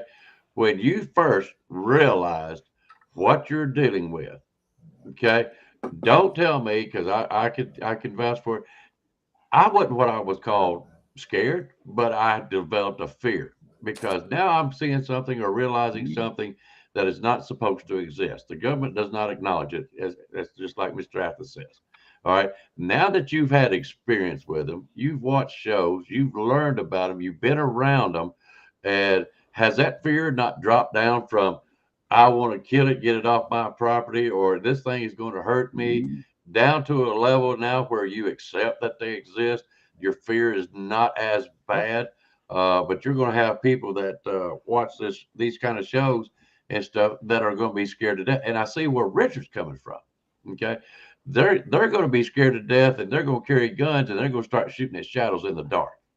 Okay, because they are Yes. scared. Their fear level of fear is not down to where any three of y'all, and you can tell me either one of you, did your fear not drop down once you accepted of what you're dealing with? That you, like Richard said, you're a knower now. Did it not drop down? Yep. And that killing uh, reaction is no longer there. Yeah, you would defend yourself. I'm not stupid, and neither are y'all. Yeah, you will defend yourself, but you're not going to go out there and actively hunt one to put it on the ground. You're not out to prove it anymore. You see what I'm saying? So it's kind of a double-edged sword of however you want to look at this. But you see my point here? Are you scared of them anymore? You have a healthy No. fear. We've actually Richard? accepted them living out here. Yeah, all right, Richard, are you scared of them? You've had that Well, close with the tents and stuff. yeah, like I said, I still have a healthy fear, but who's responsible for that fear? Me, not them. Right. Sasquatch is not That's right. responsible for my fear. Okay, that's my own That's right. personal mechanism to cope with the situation that I'm in at that time. I when I'm out in the woods, you've seen it in my videos where I'll be like, okay, I'm feeling a little sketchy right now. I'm not feeling comfortable. I'm going to leave this area. See what I'm Yeah, saying? But that's me. Do I have anything around me that says I should be in fear right now? No, but it's a my fear. It's my mechanism. I've had that fear when That's I was in right. the military. I've had that fear when I was in a prison system working and stuff. You have a healthy fear. It's how you deal with it, and it's healthy. But they're not responsible for that. They're not responsible for that fear. See what I'm saying? That's just my reaction. You know what I mean? You got people. You know, for example, Johnny, my other host on the yeah, Sasquatch Unredacted, will literally try to Fit out call them code. out. He has no fear. Yep. He's like, "Here, boy, come on, boy." You know what I mean? I'm the opposite. I'm like, I just wanted to step out so I can get a video and then I'm moving on. I don't want to interact. I don't want to habituate. I don't want to create that personal connection with them. I go out there as a documentarian to document what I'm finding, document what I'm seeing. But they're not responsible for my behavior. See what I'm saying? Yep. Those that want to do harm, and like I said, Flat Rock ran into the same thing where something outside of that scenario came in, firing guns, shooting Yep. guns, and stuff like that. See what I'm saying? Yep. I have zero control over that. I don't know if it's the government. I don't know if it's FWC. I don't know who it is, but there was something happening. Exactly. See what I'm yeah. saying? Exactly. You got to It, understand. Right. The thing with Flat Rock situation is simply this: he reported it. The game warden I report. must have done it something. It got to the government. The government sees that this Bigfoot is being more than just belligerent. It could have been more aggressive than what we want them to be. Let's put it that way. And they may have caused something somewhere else away from Flat Rock that they deemed that they need to eradicate this particular one. Okay. Well, Yeah. that's the point I made. It's a possible thing. I don't care. The one that Henry's looking It's at. just like a bear. It's just like a bear Yeah. that comes into town. They're going to shoot it. Well, it did earlier. Earlier, I was trying to get to a point where I said I felt guilty after that incident. After I listened to this on audio, let me tell you where my guilt came from. Okay, after I started thinking about it, now because of me and these people that I'm bringing out there, the group that we're, like I said, we had documentary crew out there. We're doing this thing. Did us bringing attention and putting this out there on YouTube channels and stuff like that, did I create an unsafe environment for them? Did I bring that situation onto them that whatever powers that be thought we're going to go out there and shoot this thing and stuff like that? See what I'm saying? Now, did they just shoot to get them out of the area? So for a while, I won't have evidence. And then I'll move on to another location. Or did they actually say, we're going to dispatch this thing because the general public is getting too close? That's guilt. Yep. That's me, again, a feeling that they're not responsible for. But I'm like, did I bring this upon them just by my presence and documenting and stuff like that? Because I have found cameras out there. This is a no hunting. It's a preserve. Why are there cameras out there? Why are they? It's for the public. If I go out there, why are there cameras out there? See what I'm saying? I don't even put trail cameras very, very often out there. So, and I'm putting trail cameras for documentation purposes. So I have to assume that that's what they're doing as well. So I think I'm not the only one that knows that these things are out on this property. See what I'm saying? But because I'm public, I do podcasts and I do my YouTube channel and I do all this stuff. Did I bring that human aggression towards them? And I feel guilty if I found that these creatures were eradicated due to, my ignorance of putting it out there. See what I'm saying? Sure. I'm saying if it was out there, Richard, we would have known what these creatures were. When we first started encountering. At first, we thought it was people because they wasn't showing themselves. But when they did start showing themselves, they started showing themselves, and when we finally seen them, that's when, everything, your mind, you just lose your mind, because you never thought these things were real. You're thinking these were people that was banging on your house. Yeah. And making all that crazy stuff going on and yelling, screaming, just trying to run you off a property. But when you see the humongous size of them things, which you've seen yourself, you just lose awesome. What you have. You don't know what to think. Your fear hits you. And you just want to know, get back to when you didn't know about them. Yeah. And I've been there. So, we done the right thing by contacting the police. They couldn't do nothing. Got that game warden.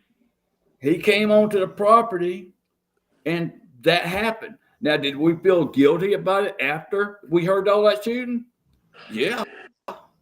Because, even though we didn't see him again, another group moved in. It didn't stop them. Did not stop them. And so we see now that they're not going to harm us. They're going to be belligerent out there. Like I said, I record every night. I'm able to hear them when they come up. I hear them when they're out there hitting on the trees. I bring researchers all the time out here so I can learn. And and keep my family safe. And that's the only reason I record. It's for safety purposes only. I don't do it for investigations. I don't do it for documentaries. I don't do it for research. I do it for safety. And that's what basically here is why I do what I do. It's just strictly for safety. Now, I'm sure a lot of people. Oh, yeah. Good And things I happen. think awareness is key. I Yeah. think awareness is key.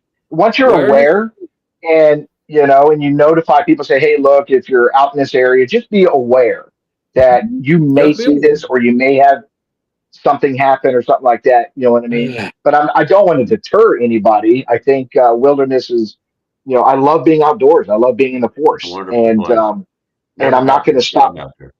Yeah, I think and I'm not just Sasquatch. I take nature photos of wildlife and different things like that. You know, Yeah. so I don't want people scared. I don't want people to fear and stuff like that. But there is a I don't know what you call it, a bill or something that's going through our capital in Florida now, where they want to build something like 18 golf courses throughout the state Fine, right there. on land that was already set aside for preservation. So if you do that, for example, Dupree or J.W. Corbett, which is 90,000 acres, they decide to say, hey, we're going to take 100 and some acres of this to build homes and a golf course. But then all of a sudden, there's people start having Goof. these encounters and stuff. Whose Yeah, fault is it? a fucking goof. That's probably wise. yeah. You know? It's just the unknown, Richard. That what caused all our issues with them. It was the unknown. That was it. All Right. right. Just All right. strictly Let me not post knowing something up. where. Yeah. Yo, Yeah. that's why Let me I believe post the up something government that's does need to bring them in. Is to this. let Listen. existence know it's because of the unknown. People Let's like put our this right family. here. Mhm. I totally agree with this statement right here. Cryptid Crystal. This is why the government needs to disclose the existence. That's what Mr. Athens is fighting for, so that come a situation, we know and understand what to do or expect. That's You better. can't put that Exactly. no better. No better. That's right. Amen on that statement. Yeah, I totally Amen agree. on that. I totally agree with it. Guys, I don't know how much longer y'all want to go. We've been on here for 2 hours, 15 minutes. That sure is one heck of a conversation for a conference and a camp, I will tell you. She went were places I didn't think we would go. Well, But trust me, I'm from the government. I'm here to help you. oh, I know. Yeah, you're my lawyer. I get you. Henry, are you scared of these things? Um, it took me 2 days to go down and do the tracks. I had a rifle on the ATV. I had a pistol on my chest. Uh, I saw the female. I brought a whole bunch of cameras down, put them up. I didn't have a rifle. I don't even think I had my pistol on me. Uh, so it doesn't bother me so much. The baby bothers me a little bit because I know that can go sideways real quick. But I'm not afraid. Never been afraid of them. Just healthy respect at first because, it's like I want to make sure they're a little bit away before I go walking down there trying to look at their tracks. Um, so it took me a minute or two to get a hold of myself and say, okay, let's go down and look at the tracks. So, okay, there was hesitation there. But fear, no, there's no fear. So it's no longer that you want to kill them or shoot at them. It's down that you basically want to coexist. Because As long as there's no harm coming to they're the belligerent, I grandkids. dump it. I dump it right down there. Yeah, If they charge me, they're going to get shot. I won't fucking play with them. yeah. So, didn't mean to do that. When it's late enough, it's Saturday night. I'm not worried about it. Just Well, guys, and understand what I call language. I know words slip out here and there, but especially on Sundays when I got kids watching and stuff like that, we try to keep it toned down. But it's late Saturday night. I'm not worried about it. it's just I won't put up with being charged, and I won't have anything like that around my grandkids. I'll stop that before it gets out of hand. I got you. All right, guys. I tell you what, we're gonna bring this show to a close. I want you guys to let's see here. Let me get up here and do this real quick.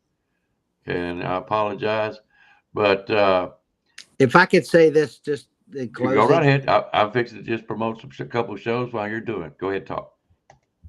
I'm going to tell y'all, all we all want is just a decent, peaceful existence. Like Flat Yep. Rock should have his place of peace. Henry should have his place of peace. And I'm not saying that we should do anything to try to eradicate or eliminate or do anything improper. All my big push is I'm tired of us not knowing what the hell the authorities know, and that we need to learn what the government has on these beings so we can make our own individual decisions in our individual areas that are appropriate. That's all I'm trying to say. Okay. No, I got you. And I understand where Richard's coming from. I understand where Flat. Trust me, I see all points of this. But guys, we are fixing to get off here in just a minute. And what I'm going to do is I'm going to do what we used to do on the football program. We're going to do a little bit of a round table, and basically it's your last words. I'm going to start off with Henry, work to Mr. Athens. We'll end up with Richard. And you got anything else you want to say tonight, Henry? Thank you for having me up. The more we get the information out, the more better it is for everybody starting, bumping into this for the first time. They need to have knowledge. Okay. All right, Mr. Athens. I've already run. I'm a lawyer, so I never stop talking. It's all right. Okay. All right. Flat Rock. I'm just looking forward to meet Mr. Lenny, Richard, and Johnny, and just sit down with them and have a good old time. Me too. Me too, Flat Rock. And some great friends there at the Florida conference. That's what I'm looking forward to. I'm envious. Trust me, I am envious. I'm going to be in Tennessee, Southern Tennessee, Northern Alabama, but I won't be able to make it down to Flat Rocks or Florida. But one of these days, and I would be thankful for the day that I get to shake Richard's hands and Mr. Athens and Flat Rock and all you guys. I'm fortunate to be up here with Old Bear and Thomas and Josh and all them. Great people, and I know you guys are too. I can't wait till the day I get to meet you guys. I hope. Can you all say hi to Mr. Rudy? It just came up in my lap. Hey, Mr. Rudy. Hey, Rudy. Rudy, there you go. Hey, I got a dog named Root Beer. We call him Rudy. Be careful. Okay, all right, Richard. Well, first of all, very excited about next week. It's something I look forward throughout the year. The Great Florida Bigfoot Conference, like I said, is our Super Bowl. It's going to be a lot of great things going on, a lot of fun. I'm taking in the whole thing.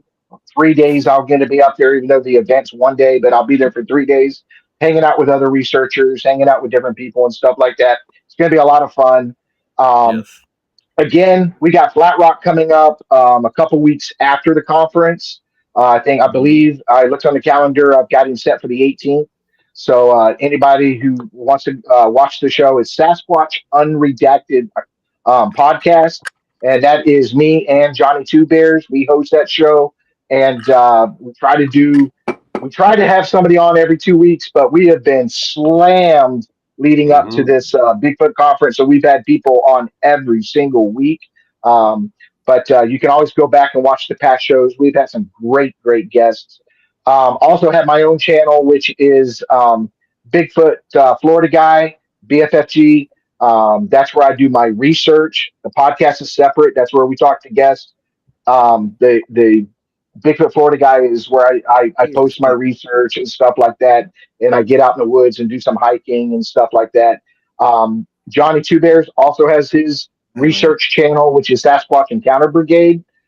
He has a lot of great stuff on there that's happening right there in his backyard, right there on the property that surrounds his. He's really involved. He thinks outside the box. And Johnny's a great guy. He does. Yeah. Johnny's a great guy. That's really the one thing that's really got me excited is Johnny's driving down from Georgia for the conference. So anytime I get to hang out with Johnny, which we have in the past, I've gone up to Georgia to his research area. He's come down here and been to one of our research areas. And we've just had a blast. He's a great guy. He's definitely my brother from another mother. And, but like I said, subscribe to those channels and check us out. Like I said, we got Flat Rock coming up on the 18th. It's going to be a great show. All of our shows are great. Met some amazing people that I still stay in contact with today. Some really impressive stuff. I really encourage people to go back and watch the Todd Neese interview. It's very informative, very, very informative. So that's pretty much what I got. Other than that, that's it. I'm waiting for next week. Get on the road, and it's a 3 hour I'm drive for excited. me to get up there, but I'm excited. I'm really excited. Oh, Hey, 6 hours. That's not bad. No. No, for something like it. So while I'm at it right here, guys, that's Buckeye Cryptid Society of Bigfoot Research. If you're wanting to go to the Campout in April, starts on the 24th. I think it ends on the 27th. That's his Facebook page. If you want to get over there, and if you want to go, put in your request. And I'm going to working me to death tonight on this dadgum computer. Right there. Old Bear's Den of Bigfoot. I believe it's at gmail.com. If you want to get a hold of it, one of them two, and put in your request, that'd be great. If you want to come up, and they will give you a invitation or whatever, and it's on them. You know what I'm saying? But those are your two ways to go to the camp out. Guys, it's been a great show. A lot of back and forth. I loved it. A lot of interesting points. Um, it's been one more of a show that I haven't heard on shows in a while. Honest conversation. If I can, Icebox, I'd like to ask Henry, keep us up. Can you keep Icebox up on what's going on with you? Because this is like an evolving situation with It you is. and those events that are going on up there in northern New Hampshire. Like I said, I'm trying to redirect their movement just a little bit, so they're not, on the front lawn. So I put some cameras out just to, if they can see the light from them, fine. Maybe they'll walk around a little bit. I don't expect to move them miles. I'm just trying to keep them off the lawn. Just Well, I know, and you're absolutely a complete gentleman and a nice person with what you're doing. But let us know, and we will support you on whatever happens and whatever we can do to make it better. Well, he's going to have more updates. And whenever he does give me an update, I will bring him on because I love Henry to death. He knows it. But anyways, all right, where am I at? Crystal, Cryptic Crystal. If you come to the Ohio Campout, I would love to meet you. Would love to. Very much so. Richard, I'm she's a excited. great person. Believe me, she's a great person. She came down to the our meet and greet here in Alabama.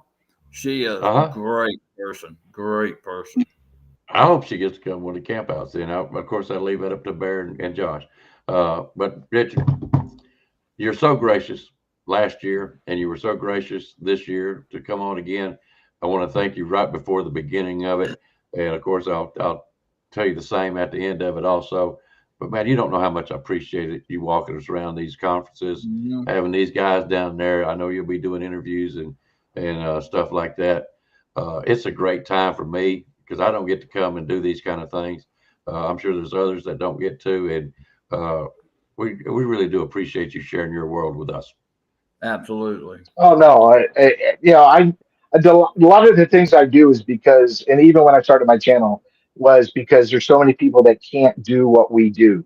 They don't Yeah. have access to forests, or they're incapable of going into a forest due to health reasons or whatever. So when I started my research channel, it was basically, hey, let's go out in the woods, come for a hike with me, type attitude.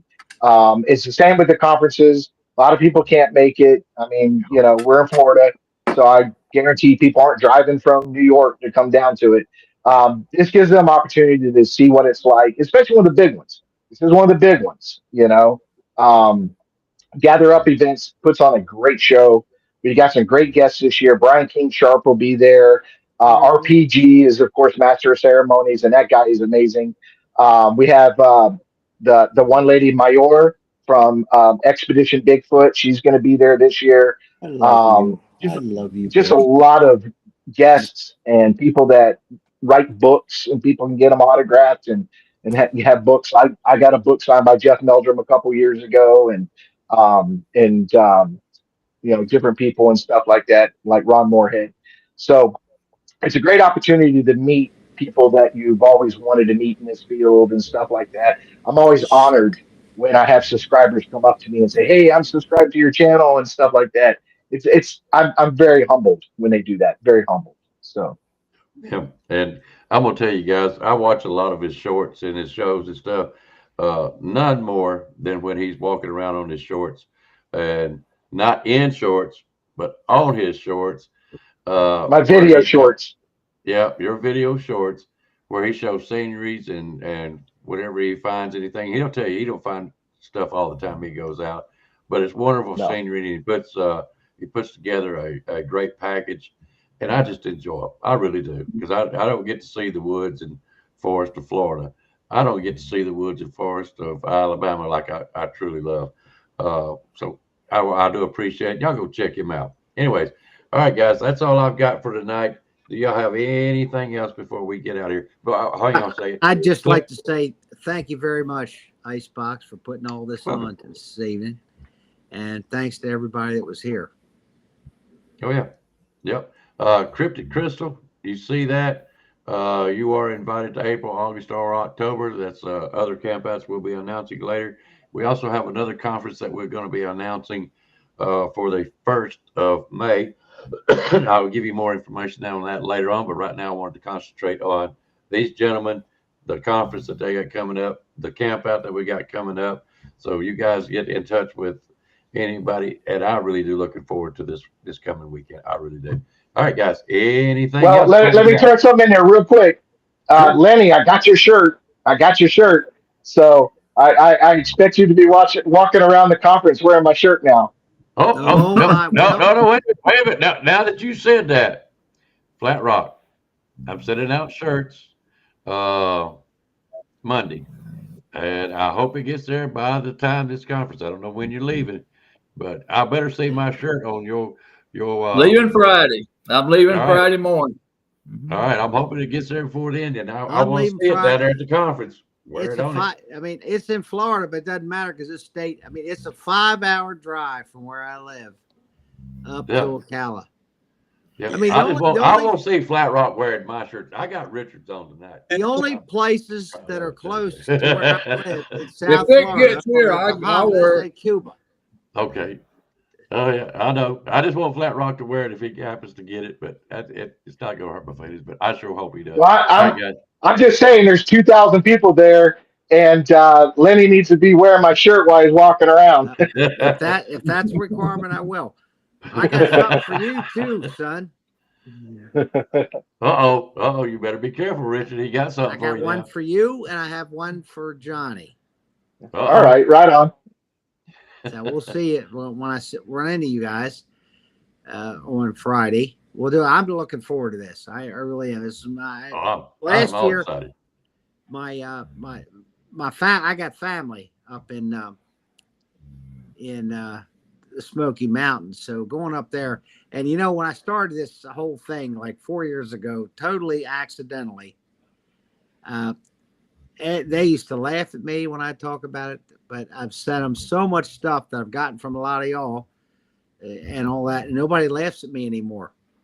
So, that's all we're about, telling the truth. And you know, and that's what just makes me totally ridiculous is the amount of concealment that's going on by the very people who are responsible for taking care of us. Oh yeah, And telling us the truth. They're not doing it. That's what we try to do here, and have fun and have good conversations like we did tonight. All right, guys, we're going to get out here. All right, Henry, good. I'll let you all go. All right, Henry, thanks again for starting us off what I call the Bigfoot season with your sighting, and for coming on the show with us. Keep us updated if you would, because we all enjoy you on here. Yes, sir. Flat Rock, same thing. You always send me stuff. I always enjoy getting stuff from you, and man, if y'all only knew what Flat Rock's got down there. Richard, God bless all y'all. God bless all y'all. Yep. Mr. Hassan, you're my lawyer. That's right. You trust me. I'll fight. Down to my last dollar. I'll fight to your last dollar. I just want to tell you. All right, everybody in the chat, thank y'all for coming. It's been a fun show. Y'all catch us and next Saturday. But we're gonna get with Richard and these gentlemen again. Y'all have fun down there. I'm envious, but y'all have a great time. Okay. All right. Take care. All right. Thank you. Roger that. All right, y'all have a good See night. y'all soon. Good night, everybody. Flat Rock, roll tide. Roll Tide, baby.